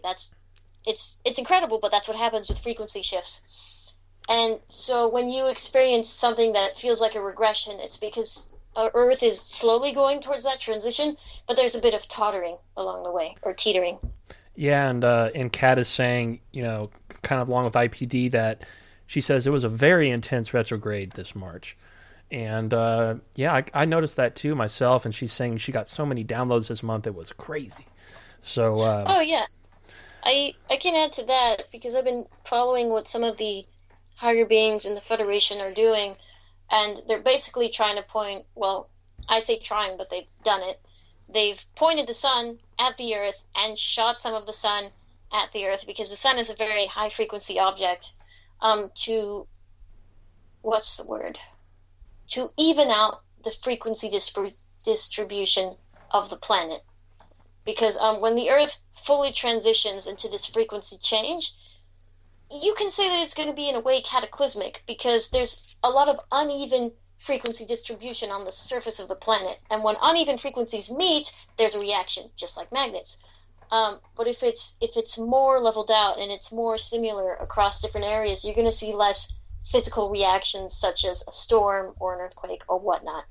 The other thing about when the Earth bobs into a higher frequency is that, as a side effect, negative energies that don't align with that frequency are sort of like exorcised from the planet. So if this positive energy wave comes and you're suddenly dealing with a lot of trauma and you're suddenly getting through it and seeing a different picture, it's because you're immersed in a frequency that's not allowing you to stay,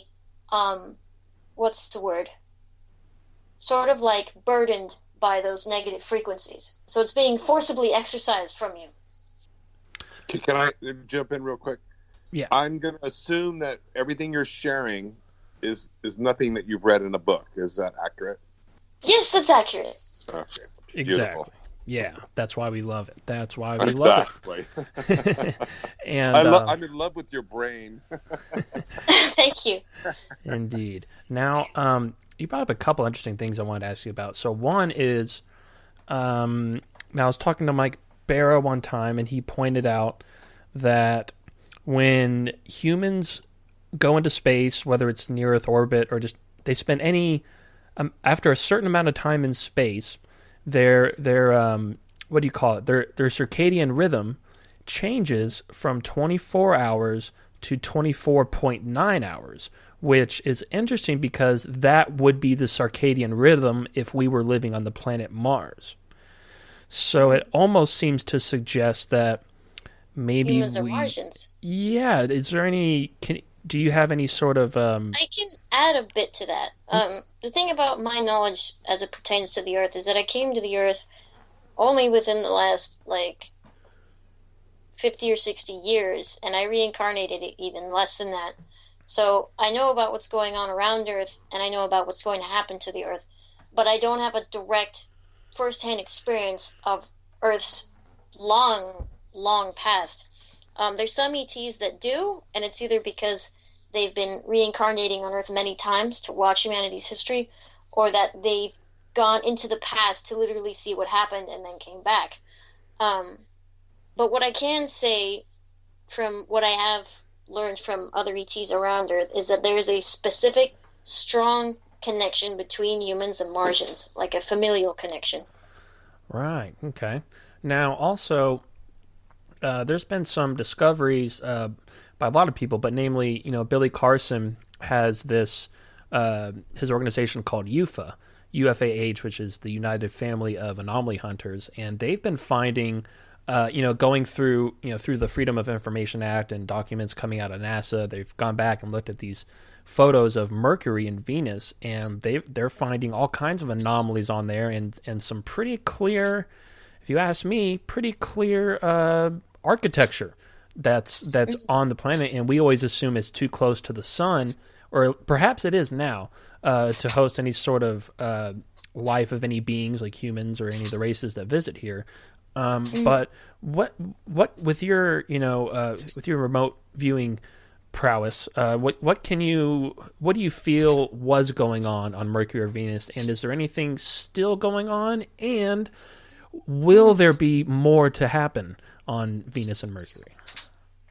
Well, I can tell you about Venus right now because some races have been saying that they want to. It's not literally terraform. It's sort of like make an enclosure, but not in a confining way. They say they want to make like a first port on Venus to Earth, and what that means is basically they want a place on Venus to be an acclimation point for races that are coming to the solar system to interact with humans on Earth, because some races were originally like, hey, let's make the moon that acclimation point, but they don't want to do that anymore. And as a tangent, I'll add that the moon is a very, very old spaceship with a space AI. I mean a ship AI, sorry. And yeah, and I see some human activity on the moon. I think that's why I decided not to. But going into the past, let's see. Now I guess this might sound weird, but it looks like there was this life on Mercury that looks incredibly similar to humans, if not older human beings. And it looks like what happened is that the sun went through some phases and it drove these either human or human-like beings off that planet, and that Mercury was once a verdant paradise, just like Earth. Okay, and now Are there civilizations that use their spaceships to somehow get energy from the sun? Because I've seen videos. What appears that that's what's happening. Eric, that's exactly what I was going to ask. Literally, how about that? So yeah, there you go. Well, what I can add is that different races have different levels of scientific discovery, and what I mean is that if you would say that humanity is at 1, on the scale of scientific discovery, other races can be at 3 or 4 or 16 or 20 or 100. And I mean that very literally in that scale. But when it comes to ships like that, it's just that as a race gets more advanced, they begin to see better and better conversions of the energy around them into what they need. And take that very literally. You're going to see that repeated a lot in other races, in ET races, I mean. So as you get higher up on that scale, you start to be able to convert energies more and more literally into whatever you need. So when you see ships that can drive up to a sun and just convert the energy coming off of it into fuel or whatever it is that they need on that ship, know that it's because they've reached a certain point in their scientific knowledge where they're converting most of the energy that they can pick up in the universe around them into things that they need. So that's a highly advanced race. Yeah, and speaking of the sun, IPD's wondering, is the sun nuclear or electric? Nuclear or electric? Let me go real quick and see. And he follows up with, more like, are we talking that the sun is radiative or plasma/electrons? That's kind of what I was thinking too. But radiative or plasma? Let me see. I'm sorry because I really can't find the word, but the best description I can say is that it's neither. The sun is in a state where it has properties of both, but it is neither in strict definition. Interesting answer. Yeah, I have a feeling that we really don't understand what the sun is as much as NASA would like to think they do, or say they do it. Well, I'm going to guess the sun has to be a supremely highly advanced energy source that only supremely highly advanced beings understand. Well, the thing about the sun, and this is what's beautiful about all stars in the cosmos, is that they radiate energy in a spectrum. Most sources of energy in the universe, like on a planet, will radiate in a specific band or a specific kind. But the beautiful things about suns is that they emit energy in a radius. So if you need a specific energy that's on the lower end, you can get it from the sun. If you need it on the higher end, you can get it from the same sun. So in that sense, what I can tell you about suns is that you could say that they're a physical manifestation of source, because source emits all energies equally, and suns in a way, what's the word I'm looking for? They emulate that. Interestingly put as well. Now, and okay, so we've got about 7 minutes left before we got to wrap this baby up. Well, can we do overtime or not? Yes. We do overtime. Yeah, we can. It's just that a bunch of other shows start coming on at 9. Who cares? Okay, yeah. If you guys want to keep going, yeah, I'm down to keep going for sure. This is really fun. Well, we're getting all the good stuff. All right. Well, since we're going to keep going, I want to get this in from you, Erik, before it slips from my mind. Now, you mentioned earlier that you heard some of the folks talk that were actually on the Nimitz during the Tic Tac event. Now, what all did they have to say about that? Okay, so let me give you the backstory. So Daniel Sheehan, highly respected, was lawyer for Dr. Stephen Greer, confirmed that Emery Smith did work with Dr. Greer. Doesn't mean that what Emery's telling us now is true or not true, but just so you know. He's also worked on projects with the Indians, the Native Indians, pro bono, trying to help them to maintain their rights as sovereign beings on this planet who were here before our humans were. Well, that'd be something I'd like to talk later with Dean about, is the Indians. So he talked about he believed were the people in the community that were not being completely truthful, and he did say that to the stars, he didn't think that they were being completely truthful. So to the stars, that's Tom DeLonge and kind of Luis Elizondo kind of teaming up, but the information was released on television through whatever network it was, where they showed the Tic Tac video and they showed the gun camera footage of the Air Force tracking. Remember that, Gigi? Do you know what I'm talking about, D.E.E.T? Yeah. Do you know about this information that came out a couple years ago where they showed it on actual television about our Air Force tracking UFOs and tic-tac type objects in the sky? Did you know about that? I kind of missed that. I heard a little bit of talk, but I never saw the footage. Yeah. Well, they showed the footage today again, and what was interesting is the guys that were on stage were the actual guys that were on the Nimitz out on the middle of the ocean in a secret project type area. Where, in other words, they were doing work there that nobody else knew about. It wasn't just like general patrol work, and that's when on their radar these objects appeared.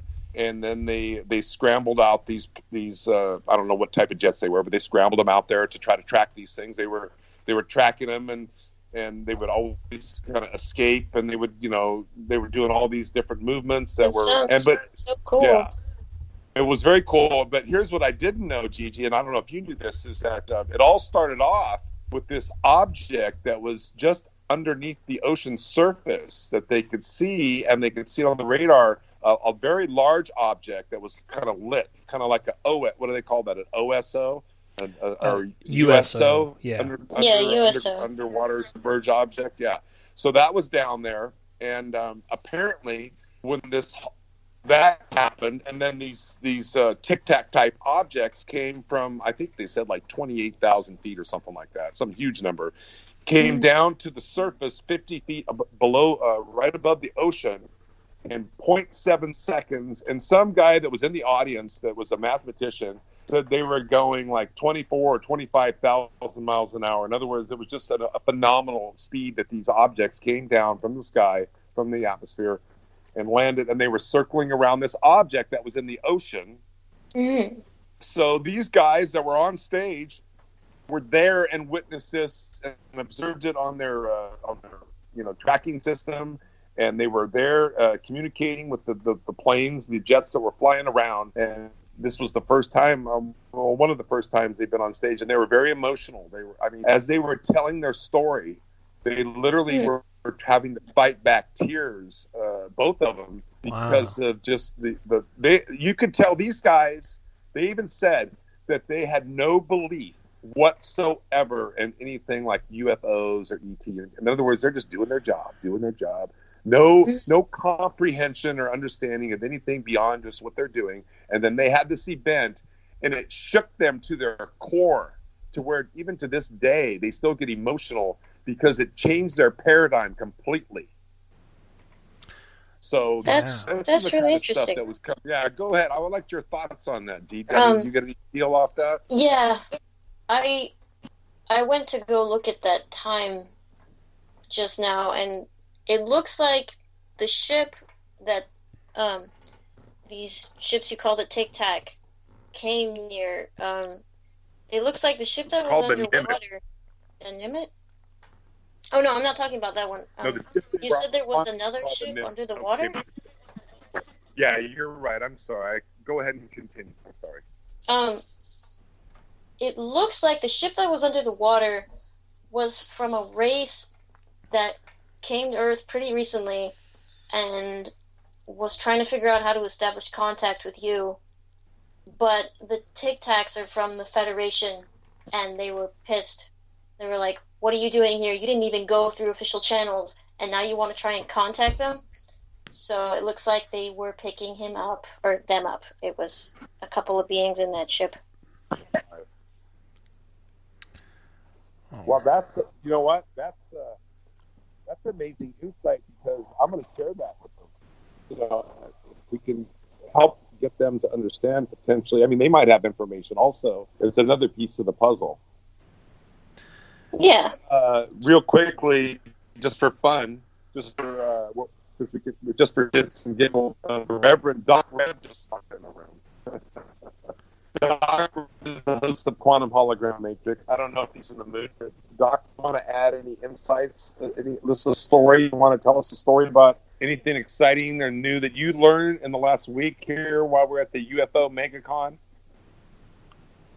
Lance. I got to sit next to Okay. Barbara Lamb. We'll come and talk on the phone here. Okay, he's going to tell you the story right now. All right. I got to sit next to Barbara Lamb at the dinner where, what's his name? David O'Leary, who produces these UFO shows. Anyway, I was sitting next to her and Mary Rodwell of ACERN, the Australia Close Encounters Research Network from Australia, and Tolek of the Andromeda Council.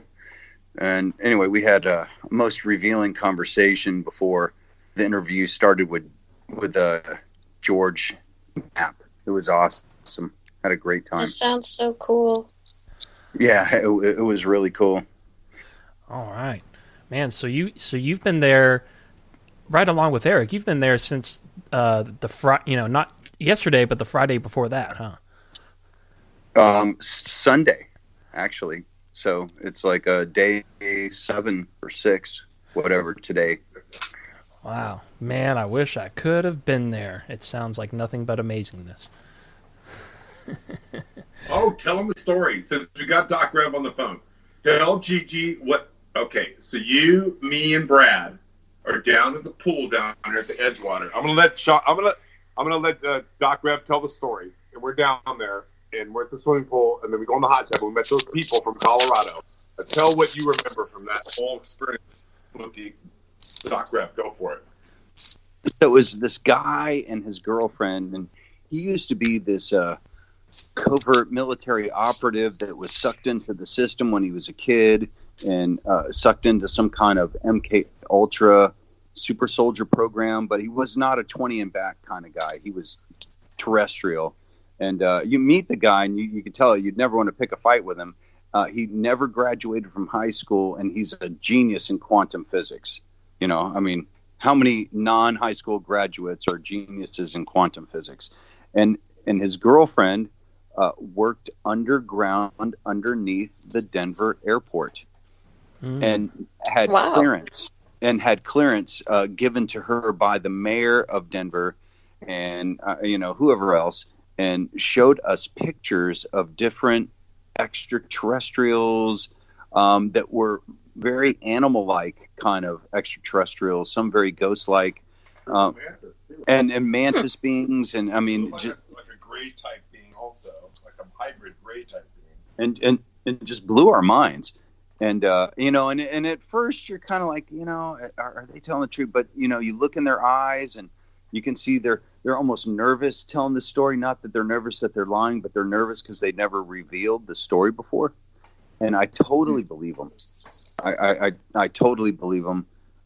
It was incredibly deep. That creature that she saw she brought home. She brought this like little roly-poly kind of creature home that if you ball it up, it might be 6 or 8 inches in diameter. And she had friends come over and see the being, and it just... Tell her where she found. That sounds adorable. Where she find it? That's adorable. it was. I mean, you'd want to have one as a pet, and sleep with it. Where did she find it, Eric? I don't remember.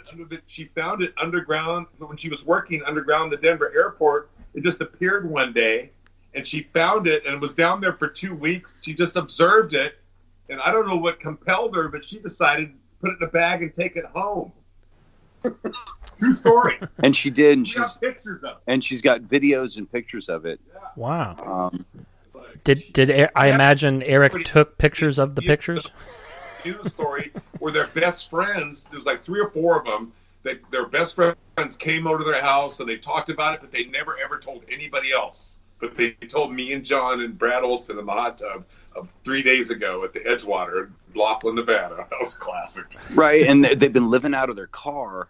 And so, you feel bad for them, and their battery died, and Eric helped them out with the battery, and they're like, we're desperate. So they had $2. They had $2, and they went and gambled and won $56 off $2. That's how you do it. What did they hit did they hit the roulette table? I don't know what they did, but whatever. They gambled, and they won $56 off of $2, which afforded them one extra night, and that was meant to be. Yeah. I mean, in my mind, Would you agree, Awakening Man? Yeah, and I've got an hour and 45-minute interview that I'm going to have to edit, but we'll bust that out one day, and you guys will hear the whole story, the whole hour and 44 minutes, the whole underground experience, and this guy working on this secret base in the Arapaho Mountains in Colorado, where they're building apparently the new White House, and he saw a spacecraft literally come out of the mountain, come down 15 miles in less than a second, spin around, hover, and then go back into the mountain. Right? Did you hear that? Yeah, and there was like trees in front of the mountain, but the trees were actually, in my mind, a holographic image of the side of the mountain to just play it off like it was the side of the mountain. Where spacecraft, kind of like at the East Eddy Ranch, where James Gilliland has in Mount Adams in Trout Lake, southern Washington State, where they fly in and out of the mountain. But the facade was that these trees and the mountainside, beautiful landscape, and the guy, they don't want their names to be used, but the guy was like, if a craft came in and out of the mountain, you would see the trees move. Right. But the trees didn't move. They basically kind of flew through the trees that were in front of the mountain and went into and out of the mountain. And so, Eric and I, we researched this, just like you do and most of the listeners do. And I'm like, Eric, I've never heard any of this before. Ever in Colorado. I'm surprised that next to humans have NORAD. holographic Next to NORAD technology. also. Imagine that. So, What are you feeling? D. Share with us what is your intuition telling you about all this? Everything we just shared. Give us your insights your thoughts, your feelings. Well, from the roly-poly creature you described, it looks like that was sort of a pet that some ETs that parked their ship somewhere under the airport had, and apparently that roly-poly in particular was one that they didn't count because it was born recently and it just escaped, and that's why no one came for it. As for this Colorado base place, let me take a look at that. Oh, hey, there's psychics watching that place. Who is? Psychics. Like when you remote view, sometimes certain areas are watched by other beings because they're watching for remote viewers. There's some over there by that Colorado mountain place. Well, I mean, are you familiar with the Denver airport and all the stories about what's underneath it, or no? I've heard some of the rumors. Right. I did go under there because someone asked me to a couple days ago in remote view, and but I went in the past. I saw this mantis being was very good at dodging questions, so I didn't get much out of him. But I looked around. The place is huge. There's some radiation down there. The kind of radiation you find on the edges of ships that have been out in space. And it's really big down there. There's like a couple of levels underneath the ground that are like normal basements, like boxy and whatnot. But then there's like this tube that goes even deeper underneath the airport that leads to a more circular cavern that also has layers. Wow. Yeah. I don't doubt it. God, hold on. Are there stairs that take you down to this area? Technically, but they're locked. Wow. Actually, you know what, Gigi? No kidding. She just described exactly what I've got on tape and what the girl showed us, and I've got video of it. I'm not kidding. I swear to God. And you know what? You said mantis being. She took a picture of a 12 to 14 foot tall mantis being down there. I've got a picture of that too. I'll send it to you, Pete. So you might. I mean, what you said could be completely accurate. Based on what they told me, it matches exactly. Wow. That's super cool. There you have it. And man, John, you got to have D.E.E.T on your show sometime. Eric, you need to tell John to get D.E.E.T on that show because. Yeah, that would be fantastic. We can't take too much advantage of her time, otherwise we have to start paying her. No, Dee gets free meals and free room and board if anywhere within the California region. If she wants to come and hang out with us, we'll take care of her. That's super cool. Yeah, just make sure to come out to Contact in the Desert. If you just get yourself there, we'll make sure you have a good time. So there you go. Now, real quick, let's take a quick commercial break because we can go on for about another hour. And we can even go on longer than that. We would just have to start a part 2 just because of Spreaker's broadcast limit. But so either way, it won't be a problem. But let's take a quick break, refill our coffees, grab a snack, and we'll see you guys right back here in just a few short minutes. Load a bowl if you want. Load a bowl, take it down. That's the first question I want Deep to answer on the comeback. Is how did the Grays feel about the hybrids? Smoking weed on the comeback. Don't say now. Wait till the comeback. All right, Okay. Perfect. We'll pick up right there when we get back, ladies and gentlemen. You're listening to a live edition of our B-Sides and Rarities channel, and we'll be back in just a few short minutes with D.E.E.T and Erik Awakening Man. Don't go anywhere.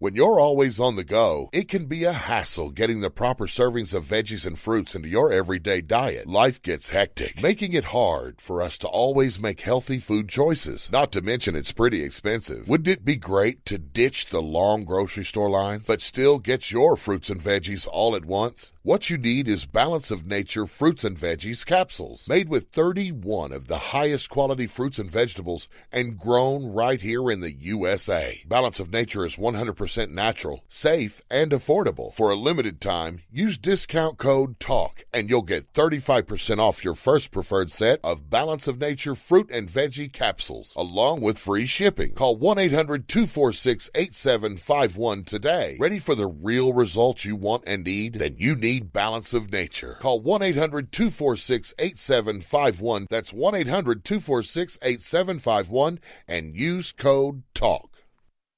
From birth, we have been conditioned to conform to what is normal, conditioned to adhere to authority, and conditioned to repeat what has been told to us as truth.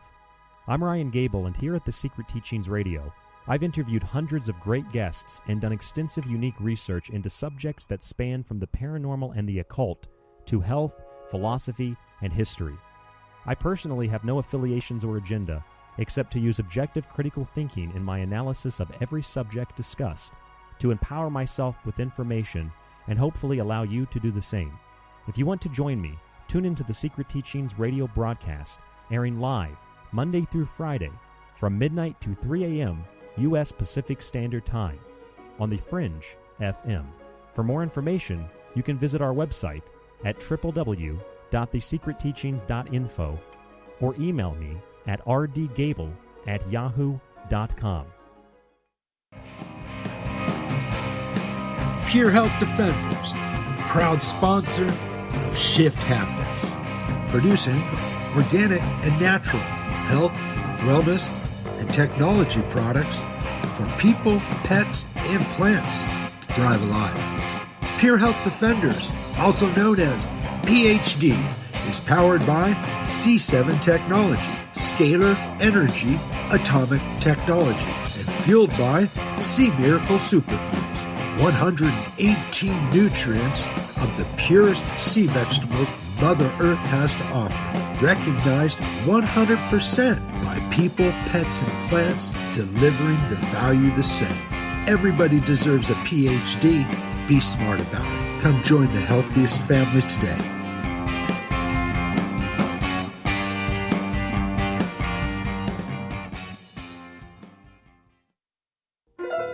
Kids, don't drink and park. Accidents cause people. This has been a PSA brought to you by your friends at Shift Happens and The Fringe FM.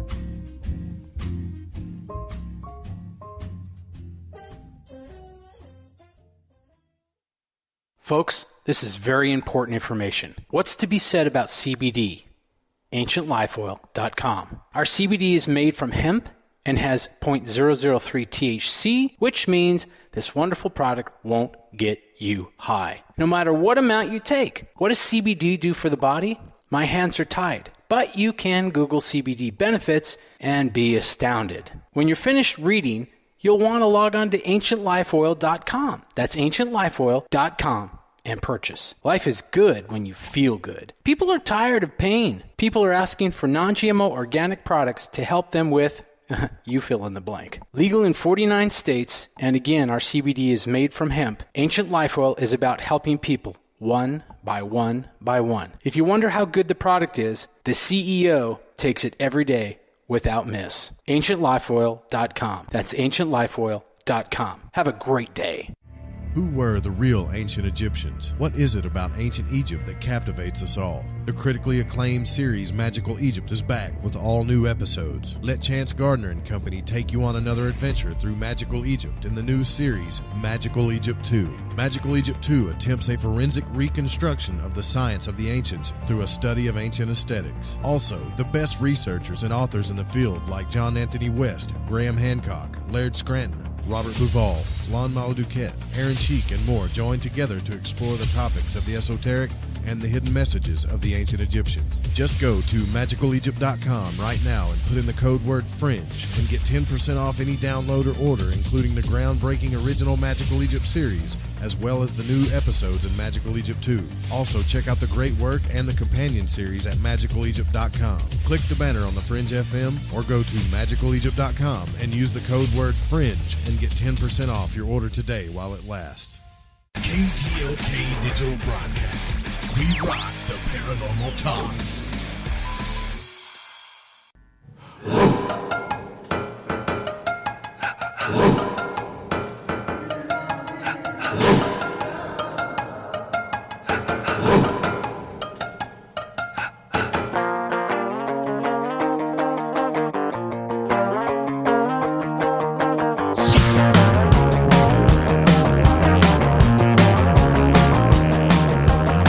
I came to LA to make rock and roll. Along the way I had to sell my soul. I made some good friends that make me say I really wanna be in LA.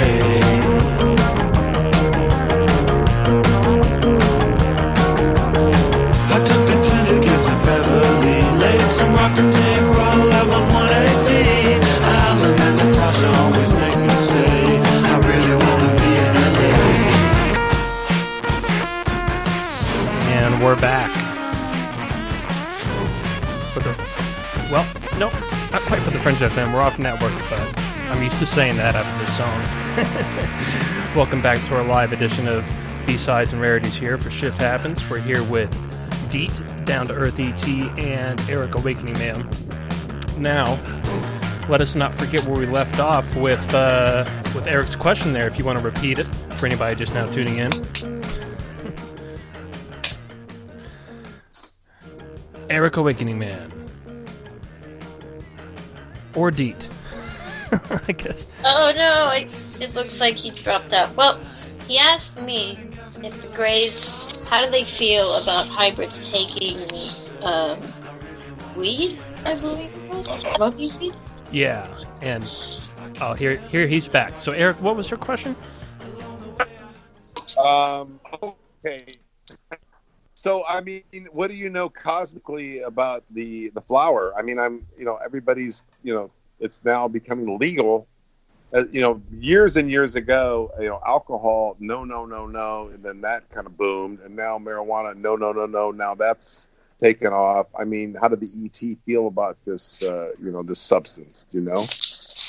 Let me put a little background first.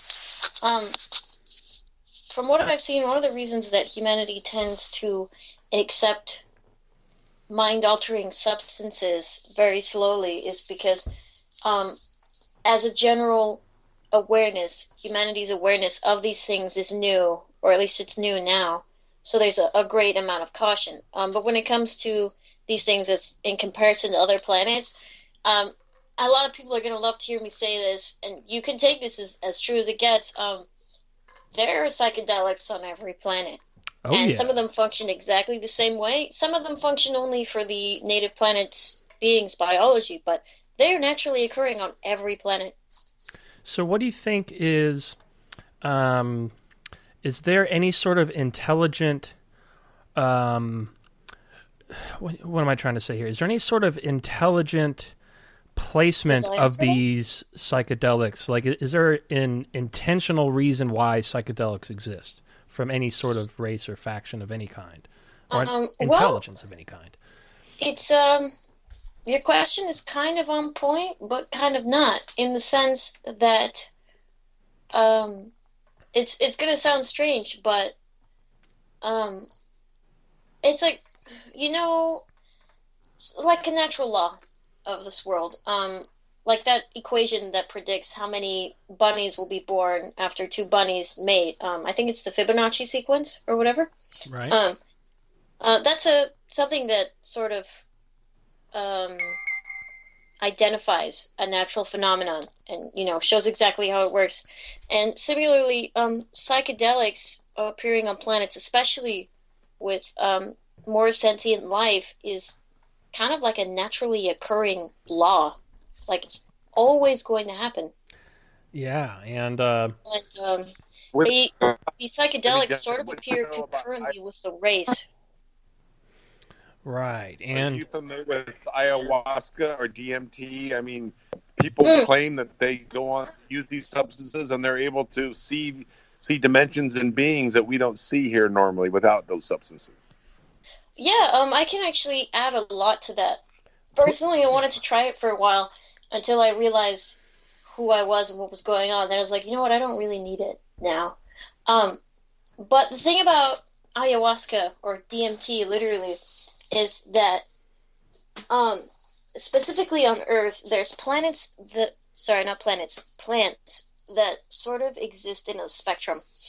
And when I say in a spectrum, I mean of mind-altering capabilities. And on the lower end of the spectrum, you could say something like weed, but there's actually something else that's not weed that will give you a very minor experience that ayahuasca does. And it's not ayahuasca, it's a different plant.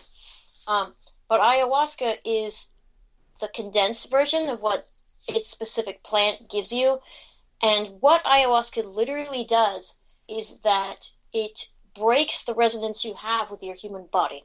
And that's going to sound like it doesn't mean anything, but whenever I remote view, right, what I'm doing is I'm taking my 100% of resonance with my body and I'm making it smaller. So like I'm resonating like 60% with my body right now, and when I remote view, 40% of me goes there, and I resonate at both places. But with ayahuasca, what happens is that it completely breaks resonance with your body. And when you completely break resonance with your body, you basically flip out of the perception of a human mind. And not flip out, flip out of.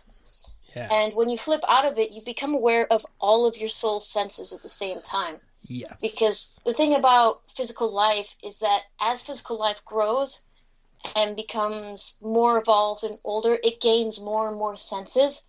But physical life is trying to reach the point that souls have, because souls have kind of like the full spectrum of sense. Bodies have a much, much more limited view of sense, especially humans. So what basically happens is the ayahuasca breaks the resonance with your human body, so you gain all of your soul senses at the same time. And because of that, many people feel like they're lost in space-time. But what typically happens is that you're either in the same place in space-time, in a different dimension and vibration, or you end up back at your source soul, which exists outside of time. And if you end up there, you'll usually meet people you already know that appear to you as very wise beings, because they're outside of time too. So it's the pinnacle of their form. Yeah, and that really let me tell you, the spirit molecule is powerful stuff, and IPDs, he was like, psychedelics, could they be diagnostic tools? And I think especially after the way you describe it, I mean, definitely so. Definitely like a sort of... The great thing about these drugs, and I'm surprised I haven't seen it mentioned anywhere, especially ayahuasca, is that once you use it, you're guaranteed to be psychic.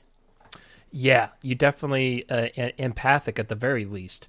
Yeah, I would have to agree. And although I've never had an ayahuasca experience, but it is, it has the same active, DMT ingredient. Yeah. Although it's a much more prolonged and much more prolonged It's experience. a more gradual. Yeah, whereas DMT is just you just shoot off and you're back 10 minutes Zip in later. and zip out. Even though it seems like 1,000 years. EG, can we for a real brief minute, can we fast forward to like right now for a minute? Yeah. I want to ask Deet a question. So Deet, your ancestry, that are they still, okay, 3-part question. Are you still getting downloads? Are you still getting visitations?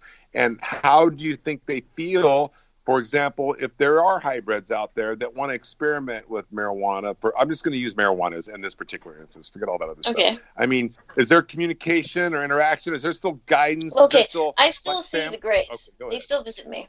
As for downloads, I guess you would say like maybe my awareness expanding of what I know, or maybe learning of more things. That still happens too. Although I've reached most of my original knowledge from before I reincarnated, I'll probably start learning more as people ask me more questions, because I'll just remember and be able to put it into human words.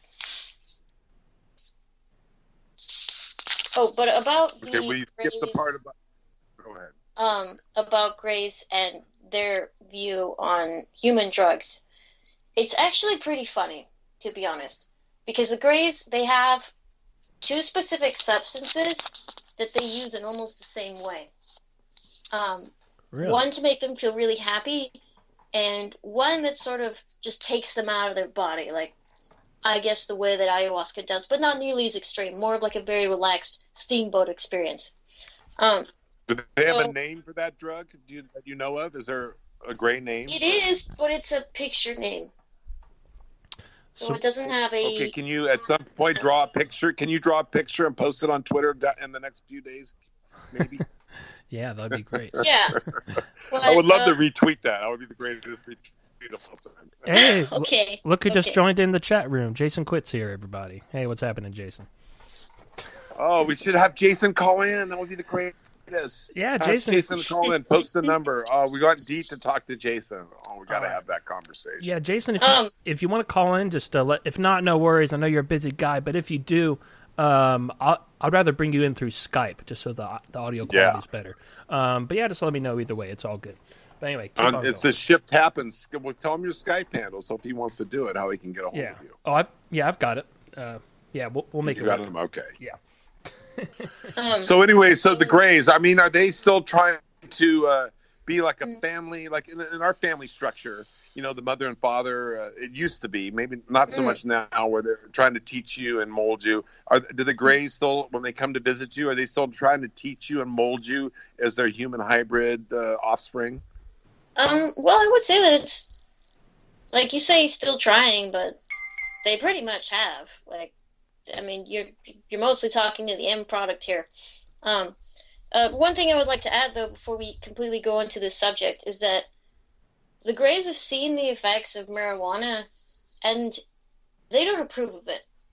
They accept that it gives a relaxed state, but they've seen that it, over time, slowly decreases certain aspects of your brain's capabilities, and they don't like that at all. So they wouldn't stop us from using it, but they would say, you're literally dumbing yourself down. Right. That makes sense to me. So they don't really approve of that, and they make this face like of distaste. They're just like, why?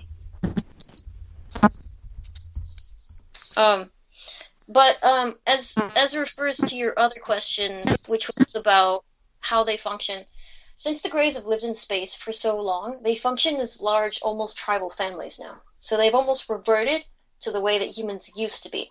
But I say almost because it's not quite the same. It's just very similar. So on their large ships, they have like large family groups of related people that all know each other and interact with each other. And they expose us to that environment to help us sort of get used to that and want that way of life. But it's hard to explain exactly, because the Greys, they have their own values, and they have their own ways of connecting and being good to each other, but they don't understand emotions. and this is what gets a lot of hybrids hung up. It's that, in a way, what the Greys do for us as hybrids is for our best interests, but at the same time, the Greys just have no idea what it is we really want. And there's this paradox, because the Greys, they'll say to me, or they'll just say generally every now and then, they're like, humans are so difficult because when we look into the future, we can do this one thing for them, and maybe that'll make them happy. But if we do it slightly different, they'll snap on us and try to attack. And it's just because they don't understand human emotions. Uh-oh. We had an audio cutout there. Did we lose someone? Let's see. Don't know. I'm here. I'm here. All right. All right, good deal. I got a quick question.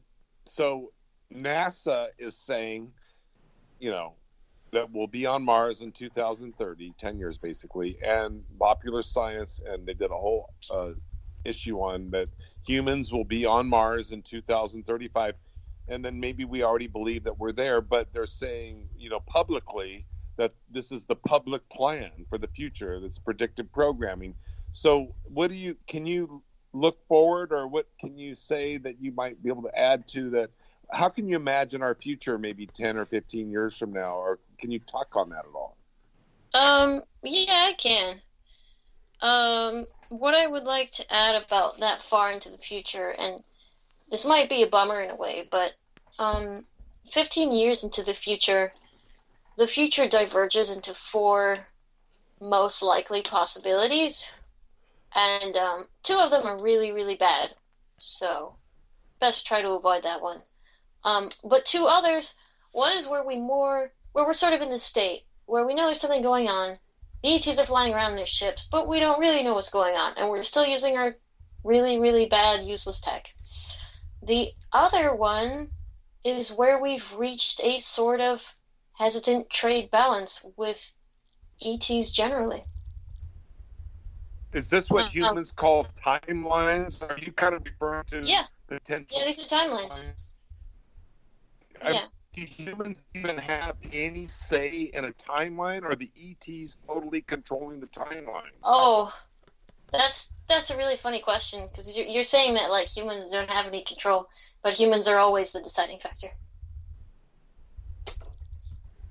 It's true that human behavior isn't always unified, and that's usually used against human beings, but every single thing that would affect a major decision in these kinds of timelines will come back to some kind of human reaction or decision, because humans are very unstable in their behaviors and decisions. And I say unstable in the sense that you don't make lasting long-term decisions. You don't make decisions you stand by for years and years and years. Humans change a lot. That's one of the things that makes you unstable. And the other thing is your emotional states, because if something happens in front of you and it's very upsetting, you're going to decide to do something different than if you saw it from far away, and that makes you very reactive.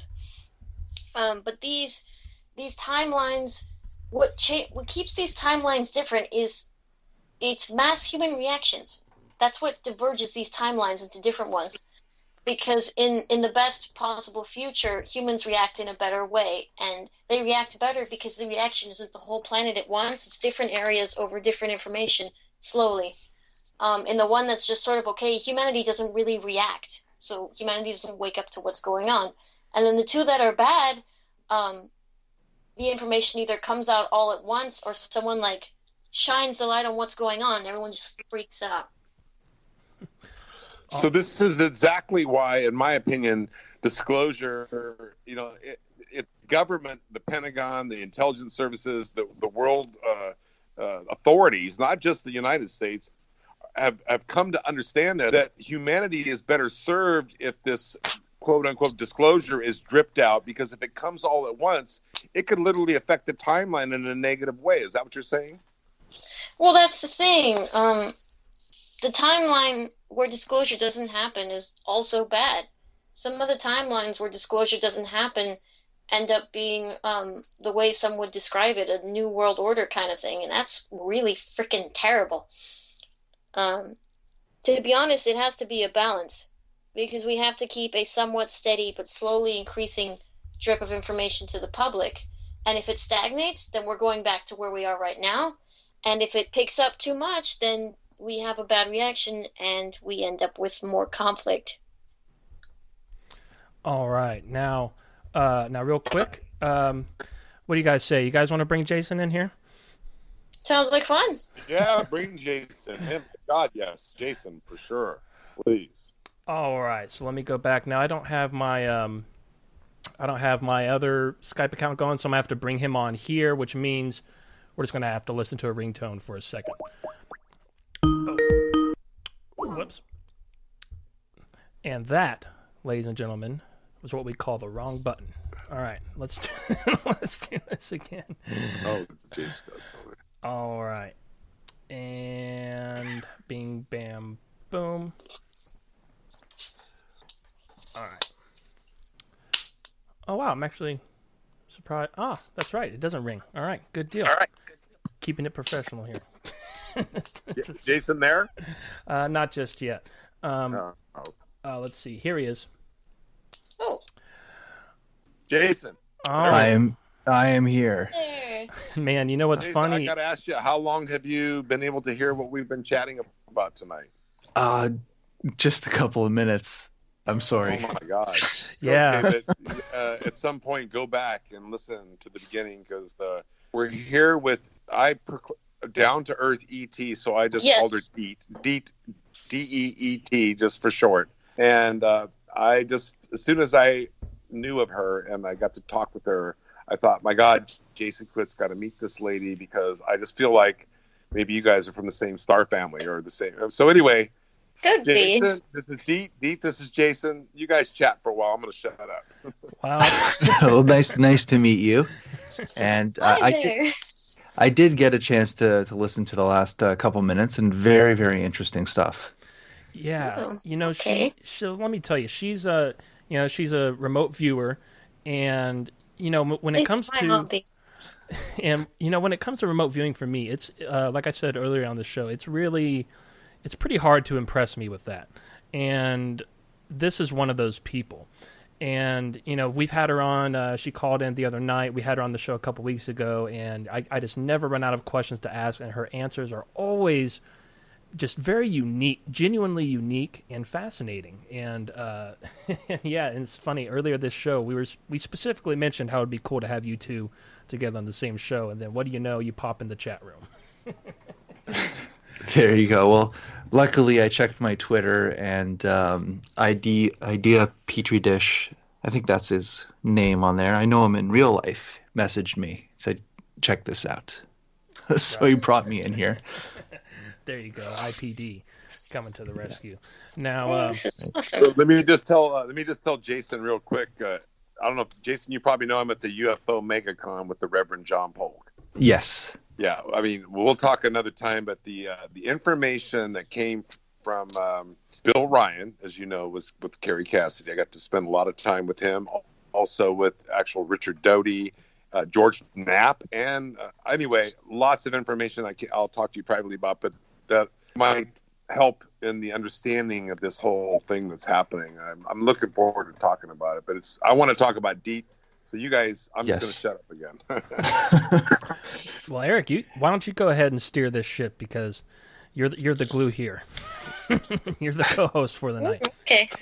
Okay.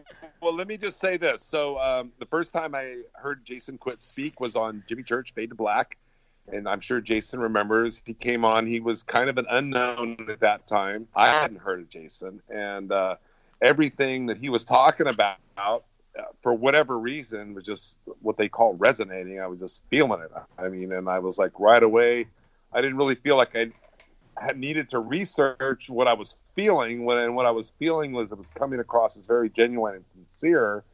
And so, a lot of what I've heard Jason talk about kind of mirrors in some ways what D.E.E.T. talks about. So actually, if Jason wants to kind of just introduce D.E.E.T. and Jason, that would be the conversation. Sure. That's what all right, Eric, you're cutting out pretty bad. Yeah. Get close to the window, buddy.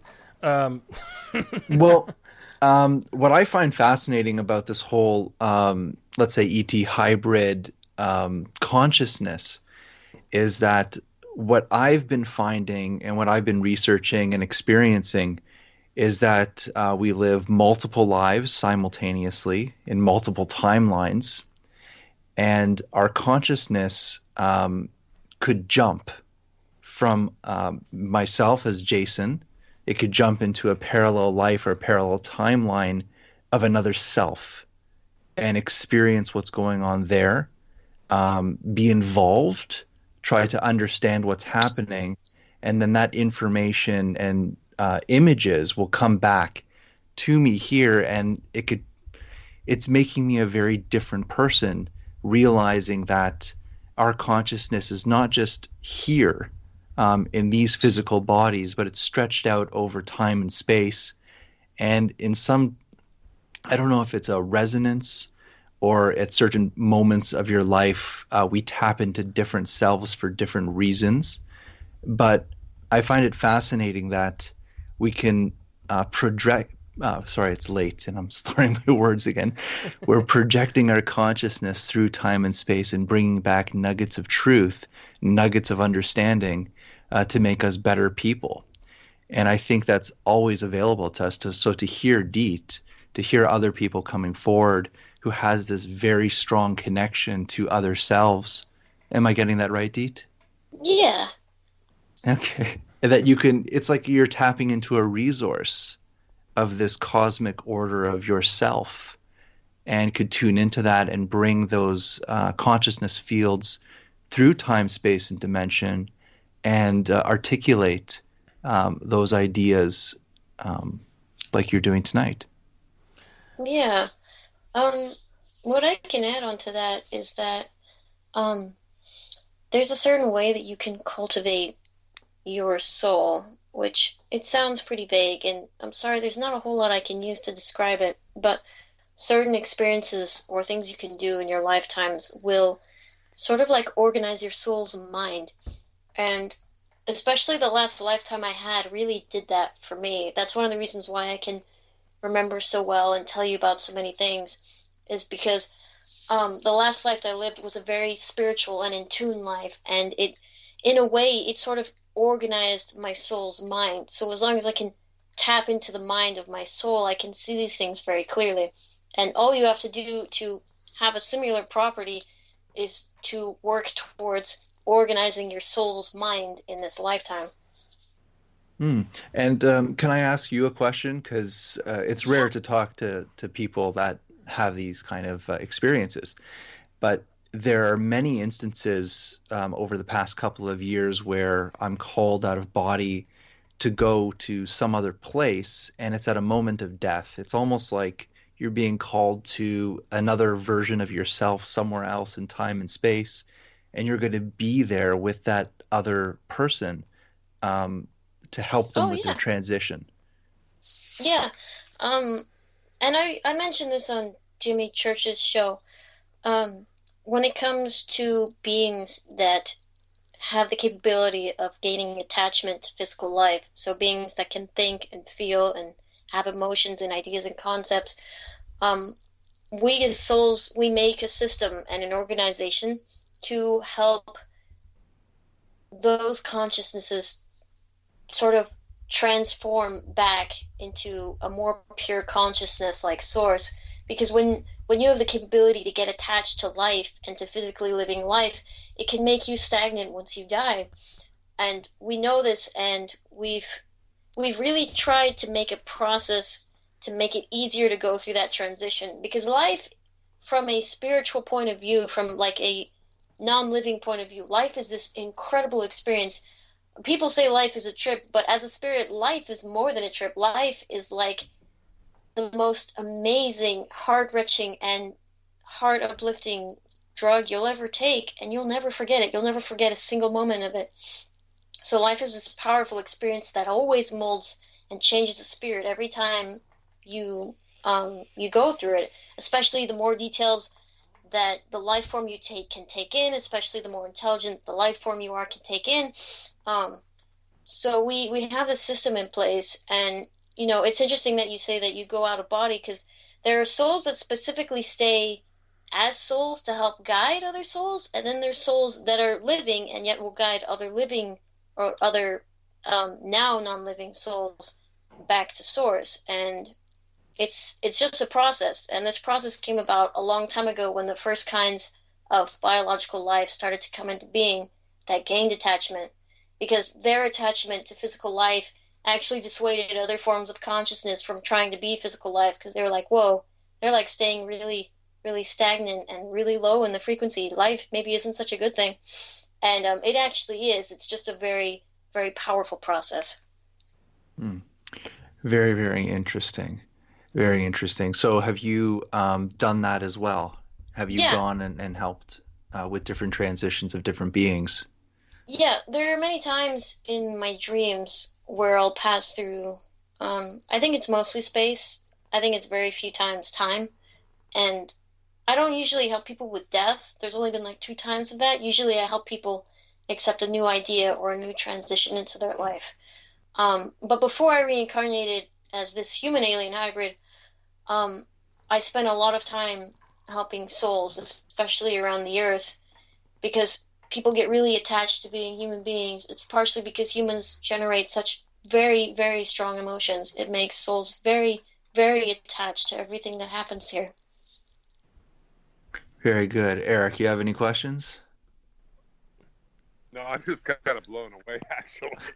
I feel like we just kind of elevated the whole podcast world into a whole nother dimension because this conversation. I mean, seriously.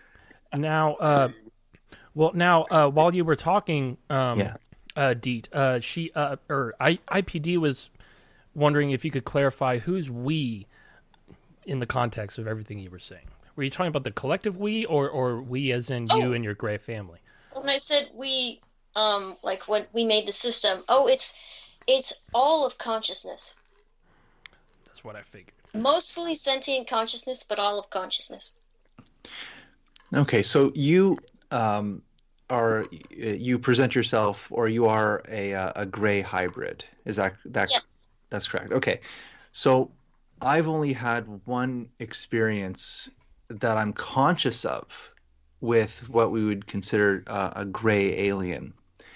And the only way I could describe this experience is that I felt a presence in the room. I woke up, and it's exactly what they show in the movies or on the internet. It looked exactly like a gray alien standing in the corner of the room, just observing me. Right when I noticed it, I got a telepathic message directly saying I'm a old, short man. And I said, no, you're a gray alien. And it just turned and walked out of the room. And to this day, I kick myself because I shouldn't have called it out like that. You know, I should have asked more questions, and I should have been a little more honoring. You know? It's because, like I said, grays, they don't understand emotions well at all. So this technique that they do for humans specifically is that they will send you one idea, and when that idea hits your mind space or your mind's awareness, they'll immediately expand that idea in your mind to sort of distract your consciousness. So when he told you that, he was probably trying to take your attention away from what was going on around you in the room and to make you think that he was that. He was probably trying to project an image of that. And that usually works really well. He was probably surprised, and that's probably why he left, because it's usually very easy to distort human perception. And the thing is that they don't really like interacting with humans if they can't distort your perception, because that means that you're in control. You're also in control of the interaction. And to be honest, even though grays are very strong and very intelligent, they really don't like having to deal with something as unpredictable as a human in their own mental space. Yes, and that's the first thing that came to my mind after the experience, that whatever this being was trying to do, it was trying to project a false narrative or false reality that maybe if it wasn't for me with all the training I've had and who I am, I would literally see, not a gray alien, I would literally see a short old man standing in the room. Yeah. Yeah, they do that a lot. One of the things that they like to do is the owl because it's very on the nose. You're looking at an owl that's watching you from the window, but it's not an owl. It's them, and they're usually in the room. And I for some reason I just feel like they do keep their distance most of the time, and they're mostly observing for some reason. Oh yeah, it's honestly because humans are something that for all the time they've spent watching them up to this point, they still don't understand. There's certain concepts they're starting to understand about your inner mental processes, but in a way they're completely fascinated by humans because humans are something that they can't wrap their minds around. And this is coming from me who knows these beings. These beings, if you would describe them for their mental capabilities, are like supercomputers. So for them, looking at humans is like watching a puzzle that constantly changes. Some Greys don't like humans for their behaviors and, your lesser intelligence, but some other Greys are completely fascinated because they're constantly learning from you. Now, many people talk about Greys as, coming from another star system. And I've always thought that as well. But more recently, and from a couple other experiences, I've been called out of body to some of these beings they kind of look like Greys, but they're much taller, and they have like pink skin. And they live in like pink skin, they live in like desert conditions, and their skin is very weathered. And they live in like caves, like in the earth, or whatever planet I'm going to. I don't know if it's the earth. And it made me think, are these Greys that people are experiencing here on Earth, is it possible that they live interdimensionally on the Earth plane, and they're not necessarily from another planet, but they are living here just out of phase with us? And that's a really good question. This also falls back to something me and the host were talking about yesterday. Because there's folds of reality that exist around Earth that are also Earth. Humans just can't perceive it, so they can't interact with it, but beings are living there. And from what I can see, these beings that you just referred to are like humanity's first cousins. They're closely related to humans. But they're not the Greys that I'm related to. And to be honest, when you try to categorize everything by what they're related to, you're gonna fall short, unfortunately.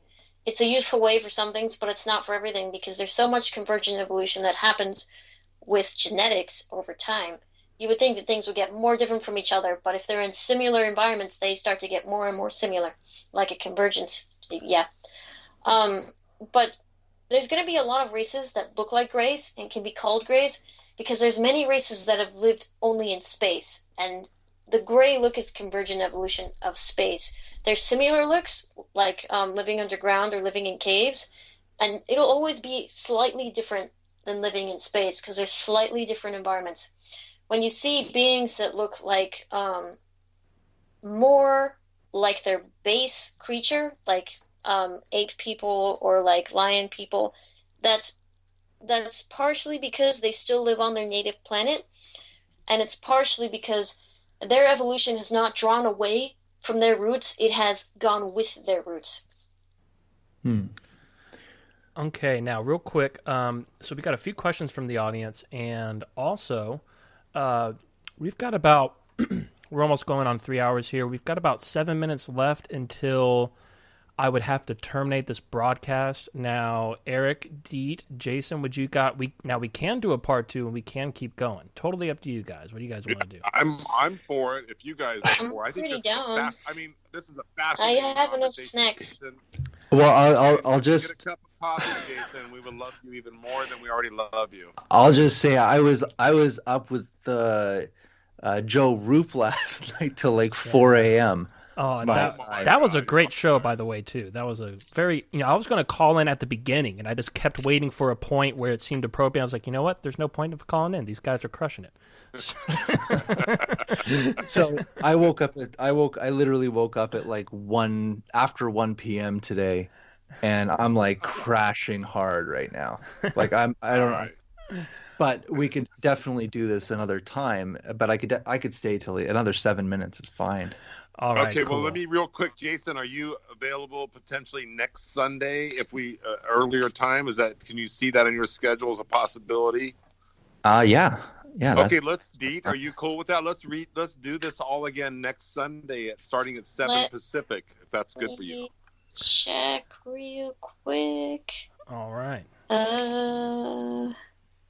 Well, it's Saturday, right? I'm not losing my mind. Oh, is today Saturday or Sunday? Oh my God, it's Saturday. Today is Saturday. That's right. Yeah. You lose track of days when you're at a week-long conference, don't you? Yeah, I lost track of time. I'm going to be busy Saturday. Okay, right. Sunday maybe. Is that okay, or how does that sound? Hey, Sunday's fine. Sunday's fine. Is that cool for you, Jason, you think? Yeah, I'm back home, so I'm All here. right. So how about Sunday at perfect. 5? Well, let's make a tentative agreement then. All right. Sure. Yeah, we'll work out the time, either 5 or 7, something around that ballpark. But okay, well, everybody in the audience wants us to keep going, so I guess Jason, after if Jason's got to go, let's keep him for the last few minutes, and then Well, since we only got a few minutes, let Jason kind of share whatever is on his mind, just so we can get all the information in the next few minutes before he has to leave us. Exactly. So I'm going to hold off on the audience questions. We'll get to that in part 2. I would say ask the questions because I don't know anything right now. Okay, well, here we go. So first of all, Kat wants to know if D.E.E.T. thinks that more hybrids like herself will come forward on paranormal shows like these. Yeah, they will. The hybrids, and this is something, I'm sorry, I'm going to try to simplify this until we get back from the break. But basically, there's this overmind that hybrids have that can predict the future and slightly affects our actions. And this overmind has predicted the future and has seen that if we come out within certain periods, things will get much better for us. So you will see more hybrids coming out. I don't know if I'm the first, actually, but after me, you're going to actually see a lot more. All right, good deal. And you could say it's hard exactly to calculate, but you'll see some more in likely 3 weeks and then in 3 to 4 months. All right, okay. There we go, very specific. Now, IPD... You kind of danced around this earlier, but he wants to know what exactly type of gray do you come from? I can describe them. Okay. So they're usually around 7 to 8 feet tall, more around 7. They have big, very big eyes, although it's not eyes that totally take over their forehead. They still have very large foreheads. They have more rounded heads. Like some grays have very oval heads. They have a rounded head and a small chin, kind of like a cat. But their eyes you only see their irises most of the time, unless there's really bright light on them, or it's a hybrid, because hybrids show their irises. Another thing about these grays is that they have 5 fingers, but I think they only have 4 toes. That must be disadvantageous. They probably won't be very good at skateboarding, would they? They evolved away that toe. That's what happened. So no skating going on there. Now, yeah, their skin looks gray in most light, but in direct sunlight, it's kind of white. And they are translucent, but not completely. So you'll see their veins sometimes, but only in certain parts of their body. Another thing is that, they have 2 genders, just like humans. They can make expressions, but only really small ones. The only facial muscles they have are right above their eyes and around their mouth. They don't really have any muscles around their nose. They also don't have any vestigial ears. They just have holes in the side of their head, and they have very small nose structures. Okay, now, when they procreate, do they do anything that's similar to humans, or what's their... Oh, yeah. Share with... There's an issue with gray procreation, and grays would normally procreate the same way that humans would, the same process, but unfortunately, as of late, the wombs of female grays can no longer support gray babies. They usually have to be put in an incubator of some kind. The crazy thing is that the grays have found that if they put a gray baby inside of a human being to incubate, they incubate a lot better. And they usually take them after about 3 months. Is that typically the protocol that you may be aware of? There's a couple differences, but yeah, they'll try to keep the baby in there for as long as they can before the mother wises up. Because, sometimes a human woman will get rid of the baby because she realizes there's something really weird inside of me, and I don't approve of that. All right. Now, let's see. We're about to run out of time here, so here is what we are going to do. So everybody in the audience, everybody wants to stick around. This, even though I just did something to where this shouldn't be the case, I guess it still is. So this broadcast is going to end, and just go back to the homepage of the B-Sides and Rarities channel, which I will post a link to that in just a second. And just click the link and just look for the part 2 with D.E.E.T and Erik Awakening Man. Now, in the next minute or so, Jason, do you got anything coming up this week or anything you want to promote real quick before we let you boogie? No, I'm good. Thank you for having me on the show, and just want to add to the hybrid thing for like a couple seconds, if I can. Go ahead. There are so many different hybrids here, but they come from many different places. It's not just grays or even beings that we are aware of. A lot of them come from other dimensions and even other universes and timelines that we have no names for. And they come with very specific purposes, very specific gifts and abilities that are very different. Like, I'm very different than D.E.E.T. And D.E.E.T's very different than me, but we're both hybrids in a sense. Yep. So we come from very different lineages, and we're all coming together to try to, I would say, do the same thing, which is just make humanity more aware of themselves and the greater picture out there. All right. Beautiful. Now, with that, we're going to go ahead and terminate this. And so I've got the link to the B-Sides channel in the Spreaker chat. I will also tweet out the link once the new link is up. We'll be up and live in about 3.5 minutes. How about that, folks? So, Jason, thanks for tuning in, and we'll see you next week. All right. Thanks a lot. Thanks for having me. All right. Take care. All right, ladies and gentlemen, you're listening to the live edition of B-Sides and Rarities here for Shift Happens, and we are about to switch over to part 2. So click the link in the chat, or if you follow us on Twitter, we'll tweet out the link once the show is live as well. And for those of us not on any, just go to Spreaker.com. That's Spreaker.com. Type in Shift Happens in the search, and the second or third result will be the B-Sides and Rarities channel. All right, folks, thanks for tuning in so far. We'll see you on the other side in just a minute.